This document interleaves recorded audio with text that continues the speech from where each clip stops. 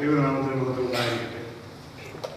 ബഹുമാനപ്പെട്ട John Philip അച്ഛൻ, father പൗലോസ് ബാലകര കോറപ്പിസ്കോപ്പ, ബഹുമാനപ്പെട്ട ഷാജി തോമസ് അച്ഛൻ, കർത്താവിൽ പ്രിയ ദൈവജനത്തെ ഏവർക്കും ക്രിസ്തുവേശിയിലുള്ള സ്നേഹമുണ്ട്. UAE സെൻട്രൽ പാരിഷ് മിഷൻ പുതിയ പ്രവർത്തന പന്താവുകൾ വെട്ടിത്തുറന്ന് അനുഗ്രഹകരമായിട്ട് പ്രവർത്തന മേഖലയിൽ മുന്നേറിക്കൊണ്ടിരിക്കുകയാണ്.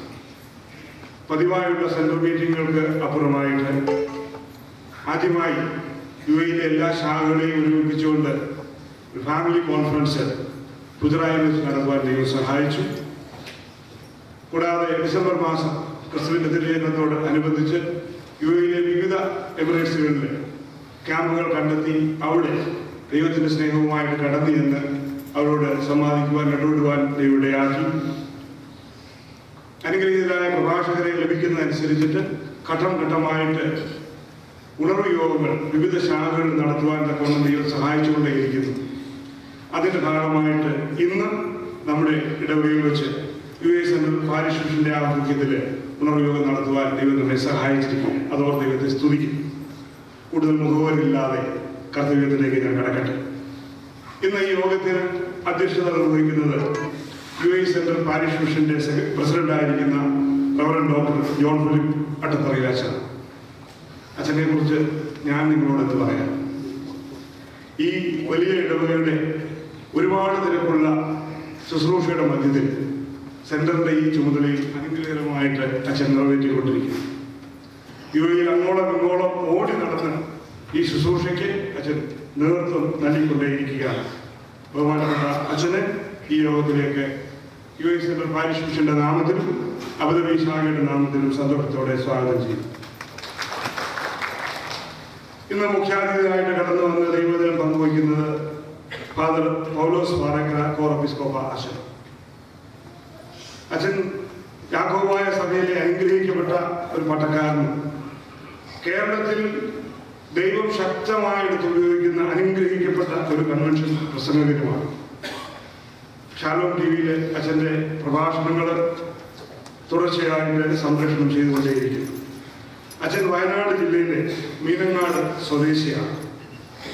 യാക്കോബായ സഭയുടെ മിഷൻ പ്രവർത്തന മേഖലയായ പൗരസ്ത്യ സുവിശേഷ സമാജത്തിന്റെ ഡയോസിഷൻ സെക്രട്ടറിയായി കൊടുങ്ങപ്ര സെന്റ് തോമസ് പാരിഷ് വികാരിയുമായി ഇപ്പോൾ സേവനം അനുഷ്ഠിച്ചുകൊണ്ടിരിക്കുന്നു. അച്ഛൻ്റെ പ്രിയപ്പെട്ട കൊച്ചമ്മ ഇന്ന് നമ്മോടൊപ്പം ഈ ശുശ്രൂഷയിൽ പങ്കുകൊള്ളുന്നുണ്ട്. കൊച്ചമ്മ ഷാനി കൊച്ചമ്മ. അച്ഛന് പ്രിയപ്പെട്ട 2 മക്കള്. മൂത്ത മകൻ ആൽബർട്ട് പോൾ ഇപ്പോൾ BDS വിദ്യാർത്ഥിയാണ്. ഇളയ മകൻ ഡയോസ് സ്കൂളിൽ പഠിക്കുന്നു. ബഹുമാനപ്പെട്ട എപ്പിസ്കോപ്പ അച്ഛനെ UAE സെൻട്രൽ പാരിഷ് മിഷന്റെ നാമത്തിലും അബുദാബി ഇടവക മിഷന്റെ നാമത്തിലും നിങ്ങളുടെ ഓരോരുത്തരുടെയും പേരിലും ഈ യോഗത്തിലേക്ക് സ്വാഗതം ചെയ്യും. പ്രിയപ്പെട്ട ഷാജി അച്ഛനും നമ്മുടെ ഇടവകയുടെ ശുശ്രൂഷയെ കൂടാതെ UAE സെൻട്രൽ സൺഡേ സ്കൂളിന്റെ പ്രസിഡന്റായിട്ട് സേവനം അനുഷ്ഠിക്കുന്നു. അച്ഛൻ എന്നും അനുഗ്രഹമായ ശുശ്രൂഷയ്ക്ക് നേതൃത്വം കൊടുത്തിട്ട് ഓടി എത്തിയിരിക്കുകയാണ് ഇതിൽ പങ്കുകൊള്ളുവാൻ. അച്ഛനും കൂടി നമുക്ക് ലഭിക്കുന്ന ശുശ്രൂഷകളെ ഓർത്ത് സ്തോത്രം ചെയ്യുകയും പ്രിയപ്പെട്ട ഷാജിനെ ഈ യോഗത്തിലേക്ക് സന്തോഷത്തോടെ UAE സെൻട്രൽ പാരിഷ് മിഷന്റെ നിങ്ങളുടെയും പേരിൽ സ്വാഗതം ചെയ്യട്ടെ. UAE സെൻട്രൽ പാരിഷ് മിഷന്റെ ഭാരവാഹികളായ പ്രിയപ്പെട്ടവര്, അതുപോലെ ഗുജറാത്ത്, ഷാർജ, ദുബായ് അങ്ങനെ വിവിധ ശാഖകളിൽ നിന്ന് കടന്നു വന്നിരിക്കുന്ന ഇടവമിഷൻ പ്രവർത്തകരെ, ചുമതലക്കാരെ എല്ലാവരെയും ഈ യോഗത്തിലേക്ക് സന്തോഷത്തോടെ സ്വാഗതം ചെയ്യും. കടന്നു വന്നിരിക്കുന്ന ദൈവജനമേ, ഇടവജനങ്ങളെ, നിങ്ങളെ എല്ലാവരും കർത്തൃനാമത്തിൽ ഈ യോഗത്തിലേക്ക് സ്വാഗതം ചെയ്യുകയും തുടർന്നുള്ള ദിവസങ്ങളിലും ഇടവമിഷന്റെ പ്രവർത്തനങ്ങളിലേക്ക് നിങ്ങളെ സ്വാഗതം ചെയ്തുകൊണ്ട് വാക്കുകളെ അവസാനിപ്പിക്കുന്നു. ദൈവമേ അനുഗ്രഹിക്കട്ടെ.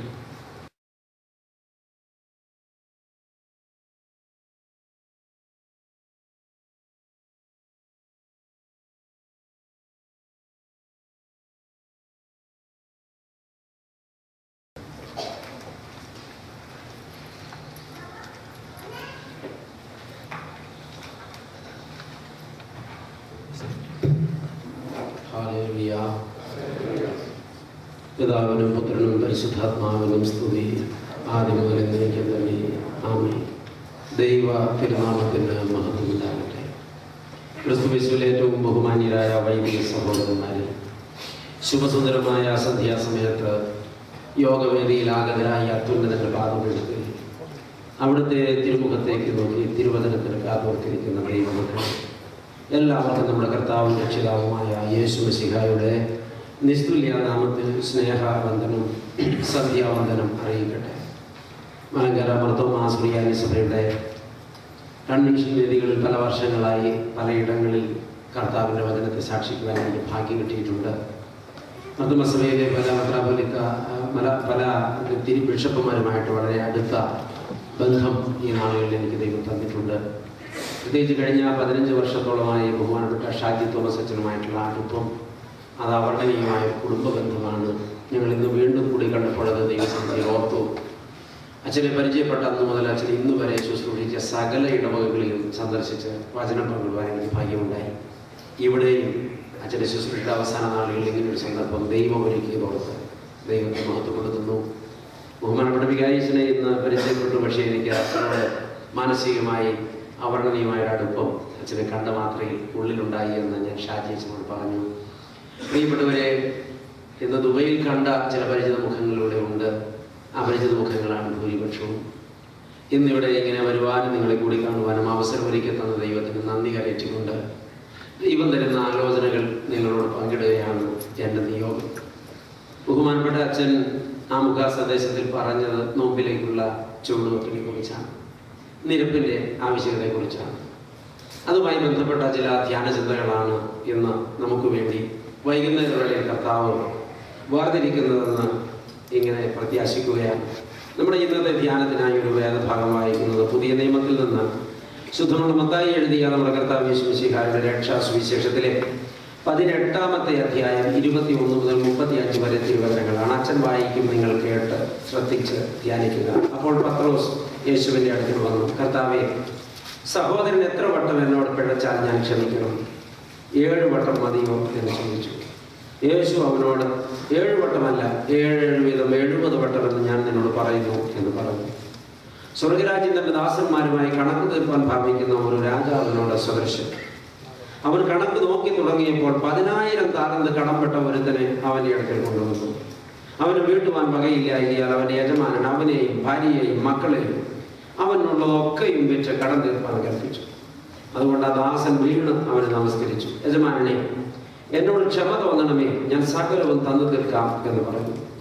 അപ്പോൾ ആ ദാസന്റെ യജമാനൻ മനസ്സലിഞ്ഞു, അവനെ വിട്ടയച്ചു, കടവും വിളിച്ചു കൊടുത്തു. ആ ദാസൻ പോകുമ്പോൾ തനിക്ക് 100 വെള്ളിക്കാശ് കടം പറ്റ ഒരു കൂട്ടുദാസനെ കണ്ടു. തൊണ്ടയ്ക്ക് പിടിച്ചു ഞെക്കി, നിന്റെ കടം തീർക്കുക എന്ന് പറഞ്ഞു. അവന്റെ കൂട്ടുദാസൻ, എന്നോട് ക്ഷമ തോന്നണമേ, ഞാൻ തന്നു തീർക്കാമെന്ന് അവനോട് അപേക്ഷിച്ചു.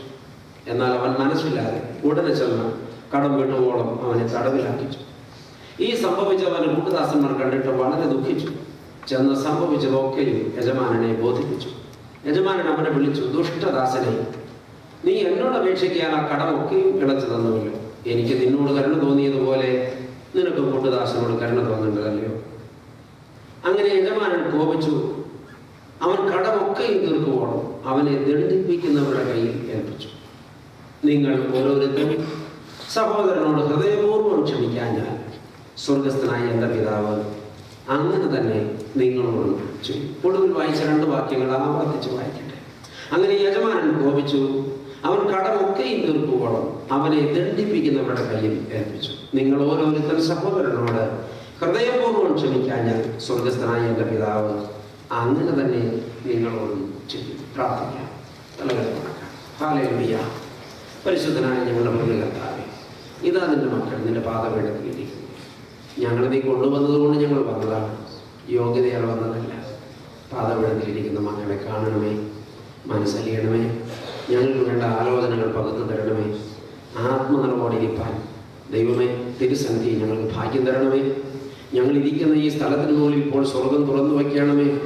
സ്വർഗദൂതന്മാരിവിടെ ഇറങ്ങുകയും കയറുകയും ചെയ്യണമേ. പരിശുദ്ധാത്മാവിവിടെ പനിമഞ്ഞായി പെയ്തിറങ്ങണമേ. കൊടുങ്കാറ്റായി വീശിയടിക്കണമേ. വചനം തീമഴ പോലെ കത്തി ഇറങ്ങി ഞങ്ങൾ അഗ്നിശുദ്ധിയിൽ എന്നതുപോലെ ശുദ്ധീകരണം പ്രാപിക്കണമേ. ഉള്ളും പുറവും നന്നായിട്ട് അറിയുന്ന സർവ്വവല്ലഭനായ തമ്പുരാനെ ഇന്ന് ഞങ്ങളെ ശുദ്ധീകരിച്ച് തിരിച്ചയക്കണമേ. ഇവിടെ വന്ന് ഞങ്ങളുടെ ജീവിതത്തിൽ വഴിത്തിരിവായി മാറുവാൻ, ഞങ്ങളുടെ ജീവിതത്തിൽ വലിയ പരിവർത്തനമായി മാറുവാൻ, ഞങ്ങളുടെ ആന്തരിക സൗഖ്യത്തിൽ ഉതകുവാൻ, ഞങ്ങൾ നീതിരാജ്യത്തിന് അവകാശങ്ങളാകുവാൻ ഇടവരുത്തണമേ. നിൽക്കുന്ന ദാസൻ ബലഹീനല്ലോ, അടിയന്റെ ബലഹീനത അവിടുത്തെ കൃപ തികഞ്ഞ് പൈകിറങ്ങി നിറയണം. നാഥ, ഞങ്ങളെ അവിടുത്തെ പാദപീഠത്തിൽ വയ്ക്കുന്നു. പ്രാർത്ഥന കേട്ടതുകൊണ്ട് സ്തോത്രം. മഹത്വം തമ്പുരാൻ എടുക്കണം. ഞങ്ങൾ നിനക്ക് നിന്റെ പിതാവിനും പരിശുദ്ധാത്മാവിനും സ്തുതിയും സ്തോത്രവും സമർപ്പിക്കുന്നു, ഇപ്പോഴും എപ്പോഴും എന്നേക്കും തന്നെ. Hallelujah, hallelujah.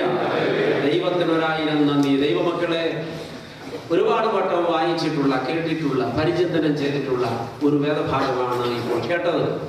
സാക്ഷാൽ ദൈവം സാക്ഷാൽ മനുഷ്യനായി ഭൂമിയിൽ സഞ്ചരിക്കുന്ന കാലം.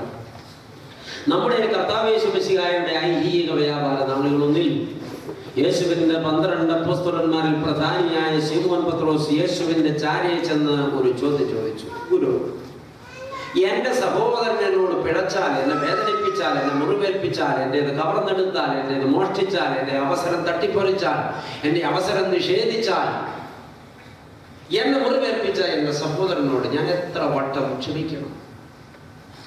ഇവിടെ ഒരു പ്രത്യേകത, ചോദ്യകർത്താവ് തന്നെ ഉത്തരവും പ്രഖ്യാപിച്ചു എന്നുള്ളതാണ്. നമുക്ക് ഒത്തിരി പേർക്കുള്ള സ്വഭാവമാണ്. പലരും പലപ്പോഴും പലരോടും ചോദ്യങ്ങൾ ചോദിക്കുന്നത് ചോദ്യം കേട്ടയാളിൽ നിന്നും ഉത്തരം വേണമെന്ന് നനച്ചിട്ടല്ല, ഞാൻ പറയുന്ന മറുപടിക്ക് ഒരു കയ്യൊപ്പ് വെച്ച് തരണമെന്ന പ്രതീക്ഷയോടെയാണ്. ചിലരൊക്കെ ചില പ്രസ്താവനകൾ നടത്തി ചോദിക്കും, അതല്ലേ ശരി, അല്ലേ ശരി. 3 വട്ടം ചോദിക്കുമ്പോൾ ഉവെന്ന് പറഞ്ഞ തൃപ്തിയോ, ഇല്ലെന്ന് പറഞ്ഞാൽ മുഖം വളർത്തുന്നു. ശീമോൻ ഇവിടെ ചോദിച്ചു, എത്ര വട്ടം ക്ഷമിക്കണം? എന്നിട്ട് ഒരു ചോദ്യം കൂടെ, 7 വട്ടം മതിയോ? ഓരെങ്കിലും ഒന്നുകൂടെ കൂട്ടാം. ഇപ്പോൾ ശീമോൻ പത്രോസ് അവന്റെ താല്പര്യം യേശുവിൽ അടിച്ചേൽപ്പിക്കാൻ ശ്രമിക്കുകയാണ്. പത്രോസ് ഈ ചോദ്യവും അതിന്റെ മറുപടിയും പറഞ്ഞു കഴിഞ്ഞപ്പോൾ പത്രോസിന്റെ ഉള്ളിലിരിപ്പ് എന്താണെന്ന് നിങ്ങൾക്കറിയാമോ? അവന്റെ ഉള്ളം ഇങ്ങനെ പറയുന്നുണ്ട്, ഇപ്പോൾ കർത്താവ് ഒന്നുകിൽ താൻ ഇരിക്കുന്നിടത്തേക്ക് എന്നെ വിളിക്കും, അല്ലെങ്കിൽ അവിടെ നിന്ന് എഴുന്നേറ്റ് ഞാൻ നിൽക്കുന്നിടത്തേക്ക് വരും. ഞാൻ അങ്ങോട്ട് ചെന്നാലും തമ്പുരാൻ ഇങ്ങോട്ട് വന്നാലും കൈ ഉയർത്തി എൻ്റെ ചുമലിൽ 2 തട്ട് തട്ടും. എന്നിട്ട് നിറഞ്ഞ കണ്ണോടെ അല്ലെങ്കിൽ തെളിഞ്ഞ കണ്ണോടെ കർത്താവിനെ നോക്കിയിട്ട് പറയും, ശീമോനെ മതി, 7 വട്ടം ഹായ്, ഞാൻ കൃതാർത്ഥനായിരിക്കുന്നു, ഇത് മതി. എന്താണ് ശീമോൻ അങ്ങനെ ചിന്തിക്കാൻ കാരണമെന്നറിയാമോ?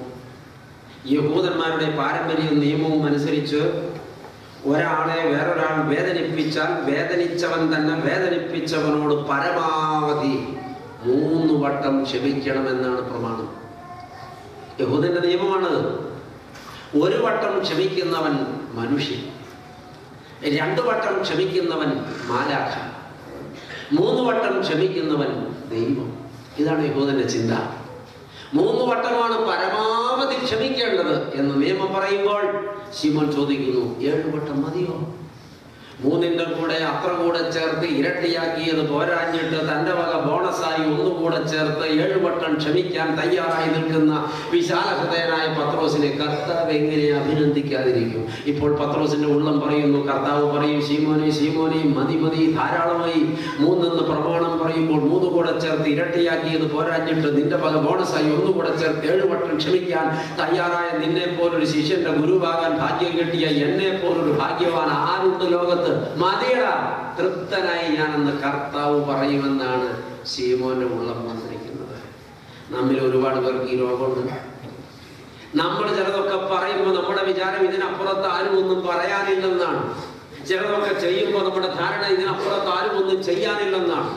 ചില പ്രസ്താവനകളൊക്കെ നടത്തി ചില കാര്യങ്ങളൊക്കെ ചെയ്തു കഴിയുമ്പോൾ നമ്മുടെ ഉള്ളം പറയും, ഇപ്പോൾ അഭിനന്ദിക്കപ്പെടും, ഇപ്പോൾ എന്നെ കസേരയിലിരുത്തും, ഇപ്പോൾ എന്നെ മാനിക്കും, ഇപ്പോൾ എന്നെ പൊന്നാട അണിയിക്കും, ഇപ്പോൾ എനിക്ക് ഒരുപാട് ബഹുമതികൾ കിട്ടും. പ്രിയപ്പെട്ടവരെ, ഇവിടെ ഒരു കുഴപ്പമുണ്ട്. മനുഷ്യന്റെ കാഴ്ചപ്പാടിൽ വലുതെന്നെണ്ണുന്ന സംഗതികൾ തമ്പുരാന്റെ കാഴ്ചപ്പാടിൽ വളരെ നിസ്സാരങ്ങളാണ്. ഞാനും നിങ്ങളും അതിശ്രേഷ്ഠമെന്നും പരിശുദ്ധമെന്നും പരിപാവനമെന്നും കുലീനമെന്നും ശ്രേഷ്ഠമെന്നും ഒക്കെ എണ്ണുന്ന കാര്യങ്ങൾ തമ്പുരാന്റെ കണ്ണിൽ വളരെ നിസ്സാരങ്ങളാണ്. ദൈവം വലുതെന്നെണ്ണാത്തത് നമ്മൾ വലുതെന്നെണ്ണിയിട്ട് എന്ത് കാര്യം? ദൈവം വലുതെന്നെണ്ണുന്നതിനെ നമ്മൾ എണ്ണാതിരുന്നിട്ട് എന്ത് കാര്യം? ഹല്ലേലൂയ. യേശു പത്രോസിനെ തിരുത്തി, ശീമോനെ 7 വട്ടമല്ല 7 വീതം 70 വട്ടം എന്ന് തന്നെ ഞാൻ നിന്നോട് പറയുന്നു. ഇതിങ്ങനെ വായിച്ചു തുടങ്ങിയിട്ട് നാളുകൾ കുറേയായി. ഈ വേദഭാഗം ഇങ്ങനെ വായിച്ചും വെച്ചപ്പോൾ മലയാളിയായ മലയാളിക്ക് മുഴുവൻ മനസ്സിലായത്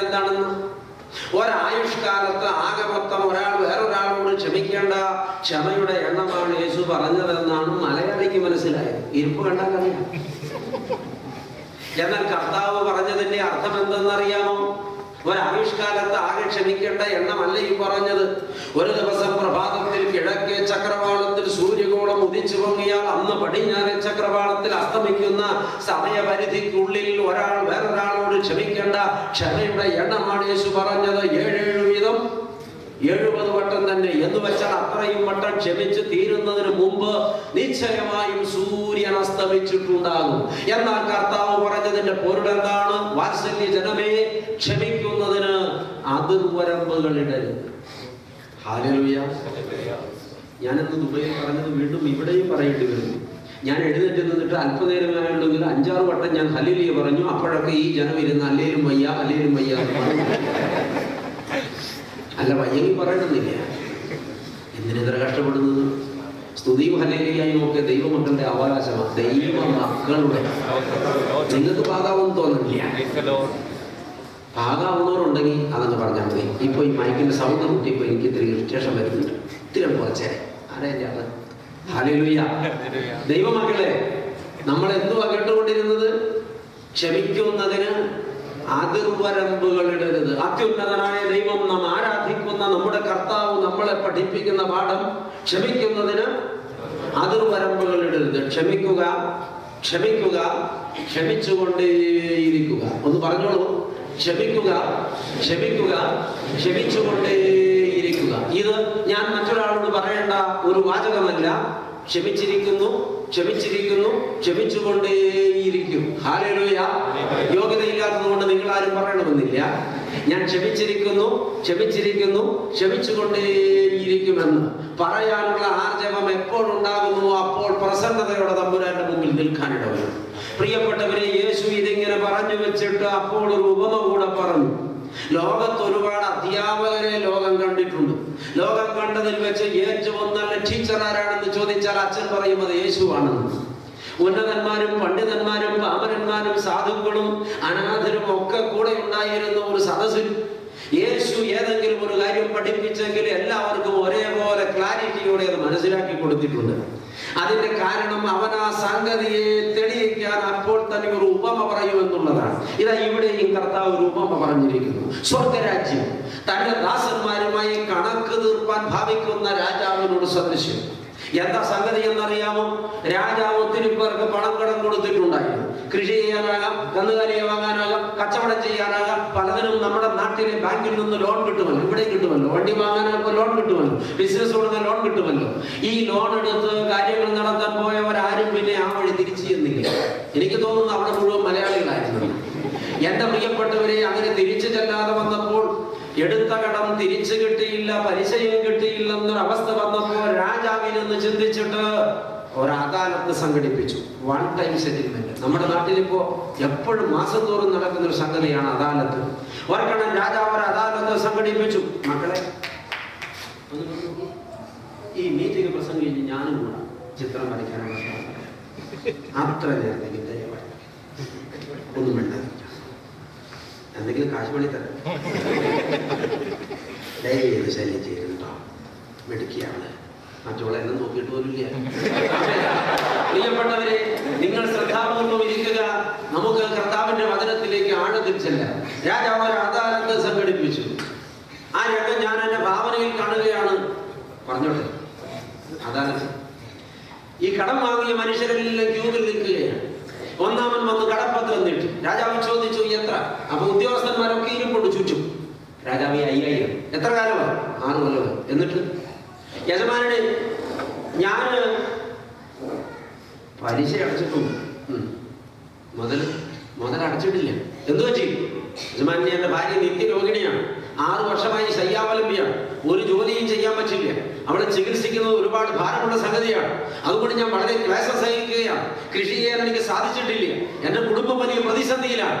അതുകൊണ്ടാണ് ഞാൻ ഈ മുതലടയ്ക്കാൻ താമസിച്ചത്. ശിക്ഷിക്കരുത്, എനിക്ക് അല്പം സമയം തരിക. ഒരു 2 വർഷം ഞാനത് അടച്ചുകൊള്ളാം. അപ്പോൾ രാജാവ് ഇടത്തും വലത്തുമുള്ളവരോട് ചോദിച്ചു, ഇയാൾ പറയുന്നത് സത്യമാണ് യജമാനെ? ആ വീടിന്റെ അവസ്ഥ ദാരുണമാണ്. അങ്ങനെയൊരു എന്തെങ്കിലും ഒരു റിലീഫ് അയാൾക്ക് കൊടുക്കണം. സാധുവാണ് അയാൾ. ഉടനെ രാജാവ് അയാളെ അടുത്ത് വിളിച്ചിട്ട് കടപ്പത്രം തരാൻ പറഞ്ഞു. കയ്യിൽ കിട്ടിയ പാടെ അയാളുടെ കണ്ണിലേക്ക് നോക്കി ഇത് വലിച്ചു കീറി 100 കഷ്ണമാക്കി വേസ്റ്റ് ബോക്സിലേക്ക് ഇട്ടു. എന്നിട്ട് അയാളുടെ കണ്ണിൽ നോക്കിയിട്ടൊന്ന് ചിരിച്ചു. രാജാവ് പറഞ്ഞു, നിന്റെ കടം വീടി, നിന്റെ ബുദ്ധിമുട്ട് എനിക്ക് മനസ്സിലായി. ഞാൻ നീതിയുള്ള രാജാവാണ്, പൊയ്ക്കോ, നീ ഇപ്പോൾ എന്നെ കടക്കാരനല്ല. നിറഞ്ഞൊഴുകുന്ന കണ്ണോടെ മുട്ടുകുത്തി നിന്നിട്ട് ആ മനുഷ്യൻ കൈകൂപ്പി പറഞ്ഞു, യജമാനനെ, അർഹതയില്ലാത്തതാണ് എനിക്ക് തന്നത്. എനിക്കറിയാം, അർഹതയില്ലെന്ന് നീ പറയും, അർഹതയുണ്ടെന്ന് ഞാൻ പറയും. ഞാൻ നിന്റെ രാജാവാണ്, ഞാൻ നീതിയുള്ളവനാണ്, വയ്ക്കോ. അവൻ സമാധാനത്തോടെ എഴുന്നേറ്റ് പോയി. രണ്ടാമൻ വന്നു, കടപ്പത്രം നീട്ടി. രാജാവ് ചോദിച്ചു, എത്ര? യജമാനനെ, 7000. എത്ര കാലമായി? യജമാനനെ, 5-8 കൊല്ലമായി. എന്നിട്ട് മുതൽ മൊത്തം അടയ്ക്കാൻ പറ്റിയില്ല. പകുതി മുതലും മൊത്തം പലിശയും ഞാൻ അടച്ചിട്ടുണ്ട്. എന്തുകൊണ്ട് സാധിച്ചില്ല? യജമാനനെ, 2 വർഷം മഞ്ഞ് കഴിച്ചുകൊണ്ട് കൊയ്ത്തിന് കാലമായപ്പോൾ കൃഷി നശിച്ചു. 2 വർഷം കൊടിയ വേനൽ കൊണ്ട് പ്രതീക്ഷിച്ചത് 4 വിളവ് കിട്ടിയുള്ളൂ. ഞാൻ കൃഷി ചെയ്യുന്നുണ്ട്, പക്ഷേ ആദായം കിട്ടുന്നില്ല. എന്നിട്ട് ഞാൻ പാതി മുതലും പലിശ അടച്ചിട്ടുണ്ട്. ശിക്ഷിക്കരുത്, എനിക്കൊരു സമയം, 1 ആണ്ട്. യജമാനൻ ആ കടപ്പത്രം വാങ്ങിയിട്ട് 3 ആണ്ട് സമയം എഴുതി. പോയിക്കോ, 3 ആണ്ട് കൊണ്ട് അടച്ചാൽ മതി. ഇനി പലിശ അടയ്ക്കേണ്ട, മുതൽ മാത്രം. ഞാൻ നീതിയുള്ള രാജാവാണ്, പോവുക. അവൻ താണുകൊള്ളത് മടങ്ങിപ്പോയി. 3-ാമൻ വന്ന് കടപ്പത്രം നീട്ടി. എത്ര? യജമാനനെ, 8000. എന്നിട്ട് 10 കൊല്ലമായി. എത്ര അടച്ചു? യജമാനെ, ഞാൻ എന്തെങ്കിലുമൊക്കെ അടയ്ക്കണമെന്ന് നനച്ചിരുന്നു, പക്ഷെ ഞാൻ പലിശ ഒരുവിധമൊക്കെ അടച്ചു. മുതലിൽ ഒരു 4 പങ്ക് ഞാൻ അടച്ചിട്ടുണ്ട്. ബാക്കി യജമാനൻ എന്നോട് ക്ഷമിക്കണം. എനിക്ക് 3 കുഞ്ഞുങ്ങളാണ്. 3 പേരും പിറന്നിടം വിട്ട് ഒരു ചുവട് നടന്നിട്ടില്ല ഇതുവരെ. മൂത്ത കുഞ്ഞിന് 18 വയസ്സായി. ബുദ്ധിക്ക് വളർച്ചയില്ല, ശരീരത്തിനും. എൻ്റെ ഭാര്യ പാവം കുഞ്ഞുങ്ങളുടെ ശുശ്രൂഷയിൽ ബന്ധപ്പെട്ടിരിക്കുക. ഒരു ജോലിയും അവൾക്ക് മാറി ചെയ്യാൻ പറ്റില്ല. എൻ്റെ കുഞ്ഞുങ്ങളെ ശുശ്രൂഷിക്കാൻ അവൾ മതിയാകാത്തത് പലപ്പോഴും ഞാനും മാറി മക്കളുടെ ശുശ്രൂഷയിലാണ്. യജമാനനെ, കണ്ണുനീര് കയ്യുമായിട്ട് കാലം പോക്കുകയാണ്. മക്കളുടെ ചികിത്സയ്ക്ക് ഈ പണം കുറെ ചെലവഴിച്ചു. എനിക്കൊരാനുകൂല്യം തരണം. ഞാൻ തിരിച്ചടച്ചേ പറ്റൂ എന്നാണ് അങ്ങ് പറയുന്നതെങ്കിൽ എനിക്കൊരു 4 ആണ്ട്, ഇല്ലെങ്കിൽ എന്തെങ്കിലും ഒരു കഴിവ് ഞാൻ യാചിക്കുകയാണ്.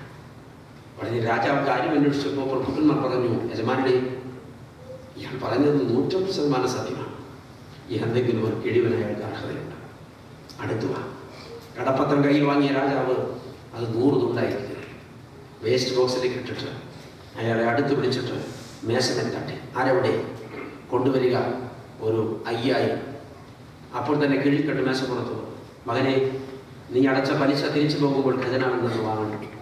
അടച്ച മുതലും അവിടെ നിന്ന് വാങ്ങണം. ബാക്കി അടയ്ക്കേണ്ടതില്ല. ഈ 5000 നിന്റെ കുഞ്ഞുങ്ങൾക്ക് വേണ്ടി ഞാൻ തരുന്ന സമ്മാനം. നിന്റെ മക്കൾ പട്ടിണി കിടക്കരുത്, ചികിത്സ നിഷേധിക്കപ്പെടരുത്. ഞാൻ നീതിയുള്ള രാജാവാണ്, പോവുക, സമാധാനത്തോടെ പോവുക. നിലത്തോളം വീണ് നിറകണ്ണോടെ തൊഴുതിട്ടായി പറഞ്ഞു, ഇത്ര വലിയൊരു മഹാരാജാവിൻ്റെ പ്രജയാകാനുള്ള ഭാഗ്യം കിട്ടിയല്ലോ എനിക്ക്. നന്ദി യജമാനെ, നന്ദി. 4-ാമൻ നിൽക്കുന്നു. പ്രിയപ്പെട്ടവരെ, ഒരു മനുഷ്യന്റെ ശരീരഭാഷ അയാളുടെ മനോഭാവം വെളിപ്പെടുത്തുമെന്നാണ് മനഃശാസ്ത്രം പറയുന്നത്. സത്യമല്ലേ? മിണ്ടുന്നില്ല. ഇവിടേക്ക് നിങ്ങളുടെ ഇരിപ്പ് കണ്ടാൽ അറിയാം അവ ഏത് ടൈപ്പാണ്. പ്രിയപ്പെട്ടവരെ, ശരീരഭാഷ ഒരാളുടെ മനോഭാവം വെളിപ്പെടുത്തും. 4-ാമൻ വരുന്നത് നിങ്ങൾ നോക്കിക്കോണം. 2 കൈ പുറകിൽ കെട്ടി കൂസലില്ലാതെ അവന് വരികയാണ്. കടപ്പത്രം അവൻ്റെ കയ്യിലുണ്ട്. അവൻ 2 കൈയും പുറകിൽ കെട്ടി വടക്കോട്ട് നോക്കി നിൽക്കുക. രാജാവിന് മുമ്പിൽ വന്നിട്ട് രാജാവ് ചോദിച്ചു, എത്രയാണ് നിന്റെ കടം? 10,000. എത്ര കാലമായി? 10-15 കൊല്ലമായി. എന്നിട്ട് ഒന്നും അടച്ചിട്ടില്ല. അതെന്തേ അടച്ചില്ല? എന്തേ ഇല്ല. ഒരു കൂസലുമില്ലാതെ ഒരാൾ നിൽക്കുക. വേറെ എന്തെങ്കിലും കാരണം? എൻ്റെ കയ്യിലില്ലെന്ന്, പിന്നെ ഞാനെങ്ങനെ അടയ്ക്കാനാണ്? ഇവിടെ ഒരു ഈ വേദഭാഗം ഇങ്ങനെ ധ്യാനിച്ചു കൊണ്ടിരുന്നപ്പോൾ എനിക്ക് ഭയങ്കര ആലോചന. ഇതാരടിക്കാൻ? ഈ 4-ാമൻ. ഇയാളെ എവിടെയോ പരിചയമുണ്ടല്ലോ. രാവിലെ വായിക്കുമ്പോൾ ഉച്ചവരെ ധ്യാനിച്ചു, പക്ഷെ ആൾ പിടിയിട്ടില്ല. അങ്ങനെ തോക്കാൻ ഞാൻ തയ്യാറായില്ല. ഉച്ചഭക്ഷണം കഴിച്ചിട്ട് വീണ്ടും ധ്യാനിച്ചു. ഒരു 4 മണിയായപ്പോൾ എനിക്ക് ആളെ പിടിയിട്ടു. ആ നിൽക്കുന്ന 4-ാമന്റെ പേരാണ് മലയാളി. നിങ്ങളൊന്ന് നിனைക്കണം, ലോകത്ത് ഏതൊക്കെ ബാങ്കിൽ നിന്ന് ലോൺ കിട്ടുന്നു ആ ബാങ്കിൽ നിന്ന് എല്ലാം ലോൺ എടുക്കും. എന്നിട്ട് ആഘോഷമായിട്ട് അങ്ങോട്ട് ജീവിക്കും. തിരിച്ചടവിനെ കുറിച്ച് സ്വപ്നയും ചിന്തിക്കാത്ത ഒരേ ഒരു വർഗമേ ലോകത്തുള്ളൂ, മലയാളി. അല്ലെങ്കിൽ നിങ്ങൾ അങ്ങനെ തന്നെ എന്നോട് തിരിച്ച് പറ. മലയാളി എന്തിനാ ബാങ്കിൽ നിന്ന് ലോൺ എടുക്കുന്നത്? ആഷ് പോഷ്, വേറെ ഉദ്ദേശമൊന്നുമില്ലേ. ലോൺ എടുത്ത് പശുവിന് വാങ്ങിയാൽ കുറച്ച് കഴിയുമ്പോൾ പശു പ്രസവിക്കും, ചാണകം കിട്ടും, പാല് കിട്ടും, അത് വിറ്റാൽ കാശ് കിട്ടും, ലോൺ അടച്ചാൽ അത് കഴിയുമ്പോൾ പശു മിച്ചം കിട്ടും, കുടുംബം രക്ഷപ്പെടും. ഇതിന് നേര് വേണം, ഉള്ളവർക്ക് അത് പറ്റത്തുള്ളൂ. ഓ, ബാങ്കിൽ നിന്ന് ലോൺ എടുത്തൊരു വാഹനം വാങ്ങി കള്ളും വെള്ളവും കുടിക്കാതെ മാനം മര്യാദയോട് ഓടിച്ചാൽ ആദായം കിട്ടും, അത് അടച്ചാൽ ലോൺ തീരുമ്പോൾ വണ്ടി മിച്ചം കിട്ടും, കുടുംബം രക്ഷപ്പെടും. പക്ഷെ മലയാളി ബാങ്കിൽ നിന്ന് ലോൺ എടുത്ത് വണ്ടി വാങ്ങും. വണ്ടി കിട്ടിയതിന്റെ ആനന്ദത്തിന് 3-4 കുപ്പിയും വാങ്ങും. കുപ്പി മൂക്കറ്റം കുടിച്ചിട്ട് ആദ്യത്തെ ഓട്ടം, കന്നി ഓട്ടത്തിന് വണ്ടി തലകുത്തി പറയും, വണ്ടി മോർച്ചറിൽ ഇയാള് പോസ്റ്റ്മോർട്ടം. പ്രിയപ്പെട്ടവർ, ഇതാണ് മലയാളി. മലയാളി എന്തിനാണ് ഇപ്പോ ലോൺ എടുക്കുന്നത്? ഒരു ദിവസം ഒരു വീട്ടിൽ ചേട്ടനും അനിയനും 2 പേര്, ഒരാളിവിടെ വന്നിട്ടുണ്ട്, ഒരാളിവിടെ വന്നിട്ടില്ല. പ്രിയപ്പെട്ടവരെ, ചേട്ടന്റെ 2 മക്കള് നല്ല നിലയിൽ ജോലി ചെയ്യുന്നു, വിദേശത്താണ്, ലക്ഷങ്ങൾ വരുമാനമുണ്ട്. അനിയന്റെ മക്കൾ ചെറുതാണ്, വളർന്നെത്തിയിട്ടില്ല. പ്രിയപ്പെട്ടവരെ, ചേട്ടന്റെ വീട്ടില് 2ാം നില പണിയാൻ ആരംഭിച്ചു. വീടിന്റെ മുകളിലൊരു വീടും കൂടെ പണിയുകയാണ്. അപ്പോൾ അനിയന്റെ വീട്ടില് അനിയനോട് പറഞ്ഞിരുന്നടാ, ഞാനൊരു പണി പതുക്കെ ചെയ്യാൻ ഉദ്ദേശിക്കുന്നത്. അനിജത്തി ഇപ്പുറത്ത് വീട്ടിൽ എത്തി നോക്കുമ്പോൾ അവിടെ എന്തൊക്കെയോ പരിപാടി. മനുഷ്യ, അവിടെ എന്താ പരിപാടി? അത് ചേട്ടനൊരു നില കൂടെ പണിയുമാണ്. അപ്പൊ നിങ്ങളോട് പറഞ്ഞായിരുന്നു എന്തേ? അല്ല, ഒന്നുമല്ല, അവരാ നില പണിത് അതിന്റെ മുകളിൽ പാല് കാച്ചി കയറി കൂടുന്നതിന്റെ തലേ ദിവസം ഇതിന്റെ മുകളിൽ ഒരു നില വൃത്തിയാക്കി നമുക്ക് താമസിക്കും. എടി, അതങ്ങനെ നടക്കാനാ? അത് നടക്കുമോ ഓടുന്നൊന്നും എനിക്കറിയത്തില്ല, നടന്നിരിക്കണം. അല്ല, ചേട്ടന്റെ 2 പിള്ളേർ വിദേശത്തുണ്ട്, ഇഷ്ടംപോലെ കാശ് വരുമാനമുള്ളത്, ചേട്ടന് പണിയാ. എനിക്ക് പിള്ളേരൊന്നും വിദേശത്തില്ല, അല്ല, പഠിക്കുന്ന കുഞ്ഞുങ്ങൾ. മാത്രമല്ല, ഞാനൊരു അത്താഴപ്പട്ടിണിക്കാരനെ, എങ്ങനെ പണിയാ? മനുഷ്യ, ഒരു കാര്യം പറഞ്ഞേക്കാം, നിങ്ങൾ എന്നോട് കൂടുതൽ ഡയലോഗൊന്നും പറയണ്ട. ഇത് നിങ്ങൾ ചെയ്തിട്ടില്ലെങ്കിൽ അവരാ വീടിന് കയറി താമസിക്കുന്നതിന്റെ തലേന്ന് ഞാൻ ഇവിടെ കെട്ടി തൂങ്ങിച്ചു. ഇത് ഭർത്താവിനോട് പറയാൻ ഒരു മടിയില്ലാത്ത 4 സ്ത്രീകളിൽ കൂടി പറഞ്ഞിട്ടുമുണ്ടാവും. പ്രിയപ്പെട്ടവരെ, ഈ അനുജൻ എന്തോ ചെയ്യും? അവൻ ബാങ്കിൽ ലോൺ എടുക്കും, ഉള്ളത് മൊത്തം പണയം വയ്ക്കും, ഹൈ സ്പീഡിൽ വീട് പണി. ഇതെല്ലാം ചത്തുപോയാലോ എന്ന് പേടിച്ചിട്ടാ. അവസാനം എന്തുണ്ടാവും? ചേട്ടന്റെ വീട് പണി തീർന്നു, അവൻ മനോഹരമായിട്ട് താമസിക്കുക. അനിയന്റെ വീട് പണി കഴിയുമ്പോൾ മൊത്തം കുടുംബം അടക്കം ആത്മഹത്യ ചെയ്തു. അവൻ ഇയാളിരുന്ന് ചിന്തിക്കും, അന്നായിരുന്നെങ്കിൽ അവൾ ഒറ്റയ്ക്കങ്ങ് ചത്തേനെ. ഇപ്പോൾ ലോൺ എടുത്തപ്പോഴുള്ള കുടുംബം മൊത്തമായി. ഇന്ന് ഒത്തിരി പേർക്ക് കിട്ടിയ പണിയായതേ. പ്രിയപ്പെട്ടവരെ, ഓർത്തു നോക്കണം, ലോൺ എടുക്കുക. കഴിഞ്ഞ നാളൊരു മനുഷ്യൻ കിടന്ന് ചോദിച്ചു, എന്തുകൊണ്ട് വിശേഷം? ആരെ കണ്ടാലും നമുക്ക് ചോദിക്കാനുള്ളൊരു വിശേഷം അതാണ്, എന്തുകൊണ്ട് വിശേഷം? ഈ മനുഷ്യൻ പറഞ്ഞ, എൻ്റെ അച്ഛൻ എന്തോ പറയാൻ, ജീവിക്കാൻ ഒരു സ്വസ്ഥതയില്ല. എന്ത് പറ്റി? 23 ലക്ഷം രൂപ കടമുണ്ട് അച്ഛൻ. അത് എവിടെ നിന്ന് കിട്ടി? എൻ്റെ അച്ഛൻ 10-14 ബാങ്കിൽ നിന്ന് ലോൺ എടുക്കുന്നുണ്ട്. എൻ്റെ സുഹൃത്തെ 14 ബാങ്കിൽ നിന്ന് ലോൺ എടുക്കാൻ താൻ എന്തോന്ന് പണയം വെച്ചു? അതൊക്കെ പറ്റിച്ചു. എങ്ങനെ?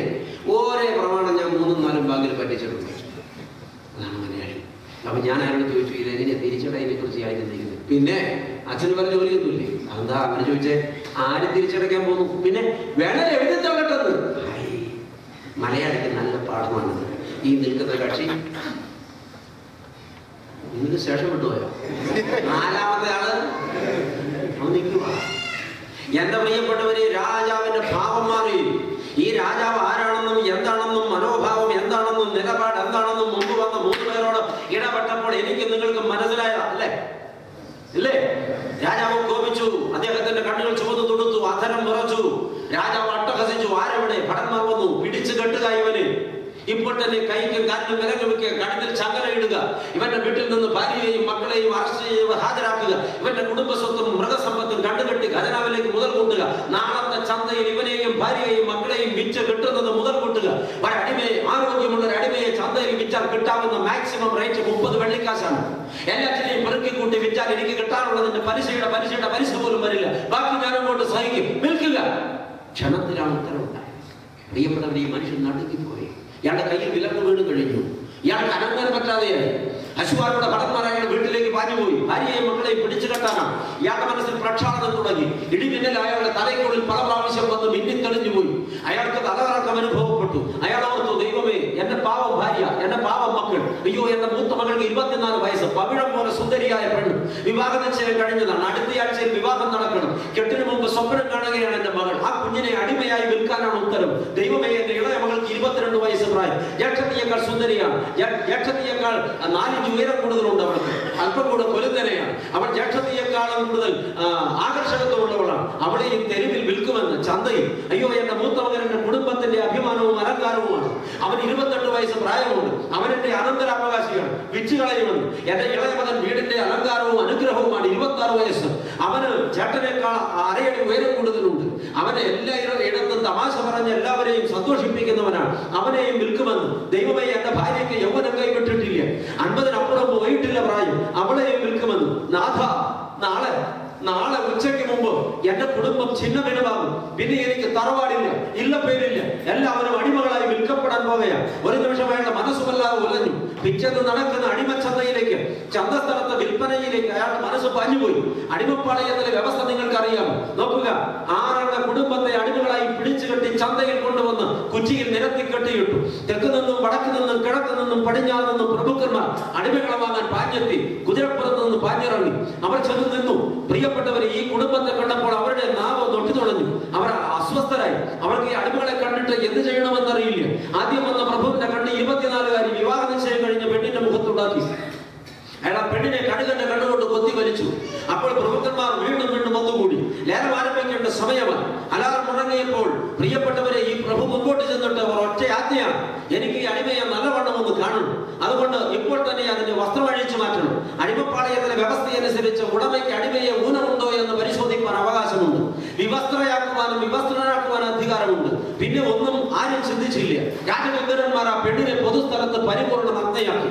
നാണം മറയ്ക്കാൻ മാർഗം കാണാതെ പൂഴിമണ്ണിലേക്ക് അമർന്നിരുന്ന് അലമുറയിട്ട് കരയാൻ തുടങ്ങി. അവളുടെ നെഞ്ചു പിളരുന്ന നിലവിളി അണ്ടകടാഹങ്ങളെ ഭേദിച്ച് വികായസിലെ കീറി മുറിച്ചു.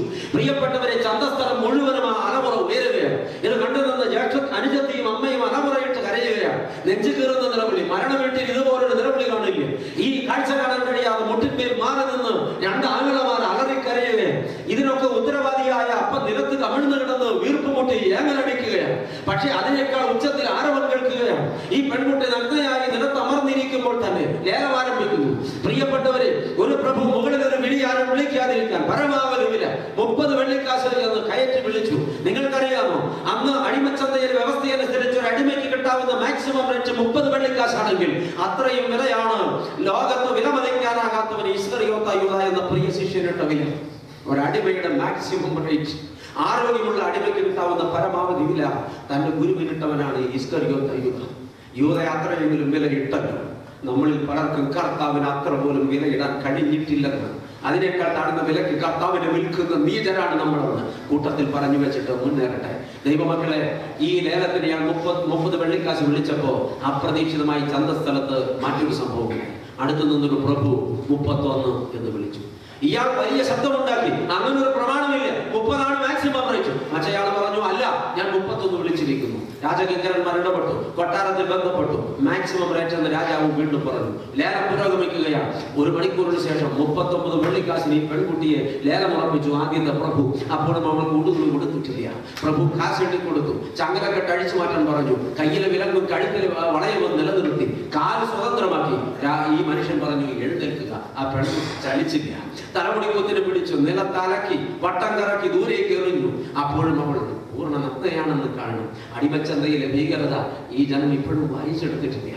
അവസാനം ചോരയിൽ മുങ്ങിക്കുളിച്ച് പൂഴിമണ്ണിൽ ഉരുണ്ട ആ പെണ്ണിനെ തലമുടിക്കുത്തി വലിച്ചു കൊണ്ടുവന്ന് കയ്യിലെ വിലങ്ങ് കുതിരയുടെ കടിഞ്ഞാണോട് കെട്ടിയിട്ട് കുതിരപ്പുറത്ത് പാഞ്ഞു കയറിയ പ്രഭു ആക്രോശിച്ചു, നീ എന്റെ അടിമയാണ്, ഞാൻ നിന്നെ വാങ്ങിയിരിക്കുകയാണ് വിലയ്ക്ക്. ഇതാ ഞാൻ കുതിരയെ പായിക്കുകയാണ്. കുതിര പോകുന്ന വേഗത്തിൽ ഓടിയാൽ നിനക്ക് വീഴാതിരിക്കാം. വീണാൽ നിന്നെ വലിച്ചു കൊണ്ടുപോകും. ചത്താൽ തെരുവിലെറിഞ്ഞു. കുതിര പാഞ്ഞു പോകുമ്പോൾ തിരിഞ്ഞൊന്ന് നോക്കിയാൽ വീഴുമെന്ന് ഉറപ്പുള്ളത് കൊണ്ട് അവസാനമായി പെറ്റമ്മയെയും സഹോദരങ്ങളെയും നീചനായ തന്റെ തന്തയെയും കാണുവാൻ മനസ്സില്ലാതെ അലറിക്കരഞ്ഞുകൊണ്ട് ആ പെണ്ണ് കുതിരപ്പുറകെ പായുകയാണ്. ഇതേ രംഗം 2ാമത്തെ പെൺകുട്ടിയുടെ ജീവിതത്തിൽ ആവർത്തിച്ചു. മൂത്ത മകൻ ഇളയ മകൻ വിൽക്കപ്പെട്ടു. പ്രിയപ്പെട്ടവരെ, അവന്റെ ഭാര്യയും വിൽക്കപ്പെട്ടു. ചന്ത പിരിയാറായപ്പോ ചില്ലറ കാശിന് അയാളും വിൽക്കപ്പെട്ടു. സംഭവിച്ചതല്ല, മനസ്സിൽ ഓർത്തു പോയതാണ്. ഈ മനുഷ്യൻ ഇത്രയും ചിന്തിച്ചു കൊണ്ട് നിന്ന് വല്ലാതെ വിറയൽ കൊള്ളുമ്പോൾ ഇതാ പടി കടന്നു നിൽക്കുന്നു ബന്ധിതരായ ഭാര്യയും മക്കൾ. ഈ മനുഷ്യന് പിന്നെ നിയന്ത്രണം കിട്ടിയില്ല. രാജാവിന്റെ കാൽക്കലേക്ക് കമിഴ്ന്ന് വീണിട്ട് അയാൾ അലറി കരഞ്ഞു. നിലത്ത് തലയടിച്ച അയാൾ അമറി, മഹാരാജാവേ, ഞാൻ പാവി, ഞാൻ നീചൻ, ഞാൻ ദുഷ്ടൻ, ഞാൻ വക്രഹൃദയൻ, ഞാൻ ചതിയൻ, അയ്യോ ഞാൻ ശിക്ഷാർഹൻ. പക്ഷേ എന്റെ ഭാര്യ, എന്റെ മക്കൾ ഒരു തെറ്റും ചെയ്തിട്ടില്ല യജമാനനെ. എന്റെ മൂത്ത മകളുടെ വിവാഹം നിശ്ചയം കഴിഞ്ഞതാണ്. അവളുടെ സ്വപ്നങ്ങൾ തല്ലി ഉടയ്ക്കരുത്, അവളെ പച്ചയ്ക്ക് വിൽക്കരുത് യജമാനനെ. എന്റെ കുടുംബത്തെ നാമാവശേഷമാക്കരുത്, എന്നെ ശിക്ഷിക്കുക, ഏത് ശിക്ഷയും ഞാൻ ഏറ്റുവാങ്ങാം. എന്റെ കുടുംബം തകർക്കരുത്. ഒരു ഭാവവ്യത്യാസവും രാജാവിനുണ്ടായില്ല. ഇയാൾ ആകെ കരയുകയാണ്. കയറി വന്ന കുടുംബവും നിലവിളിയിൽ പങ്കുചേരുകയാണ്. 10 മിനിറ്റ് നേരത്തെ നിതാന്ത നിശബ്ദതയ്ക്കൊടുവിൽ സദസ്സിലുണ്ടായിരുന്ന മുഴുവൻ ആളുകളും അമ്പരപ്പോടെ ഒരു കാഴ്ച കണ്ടു.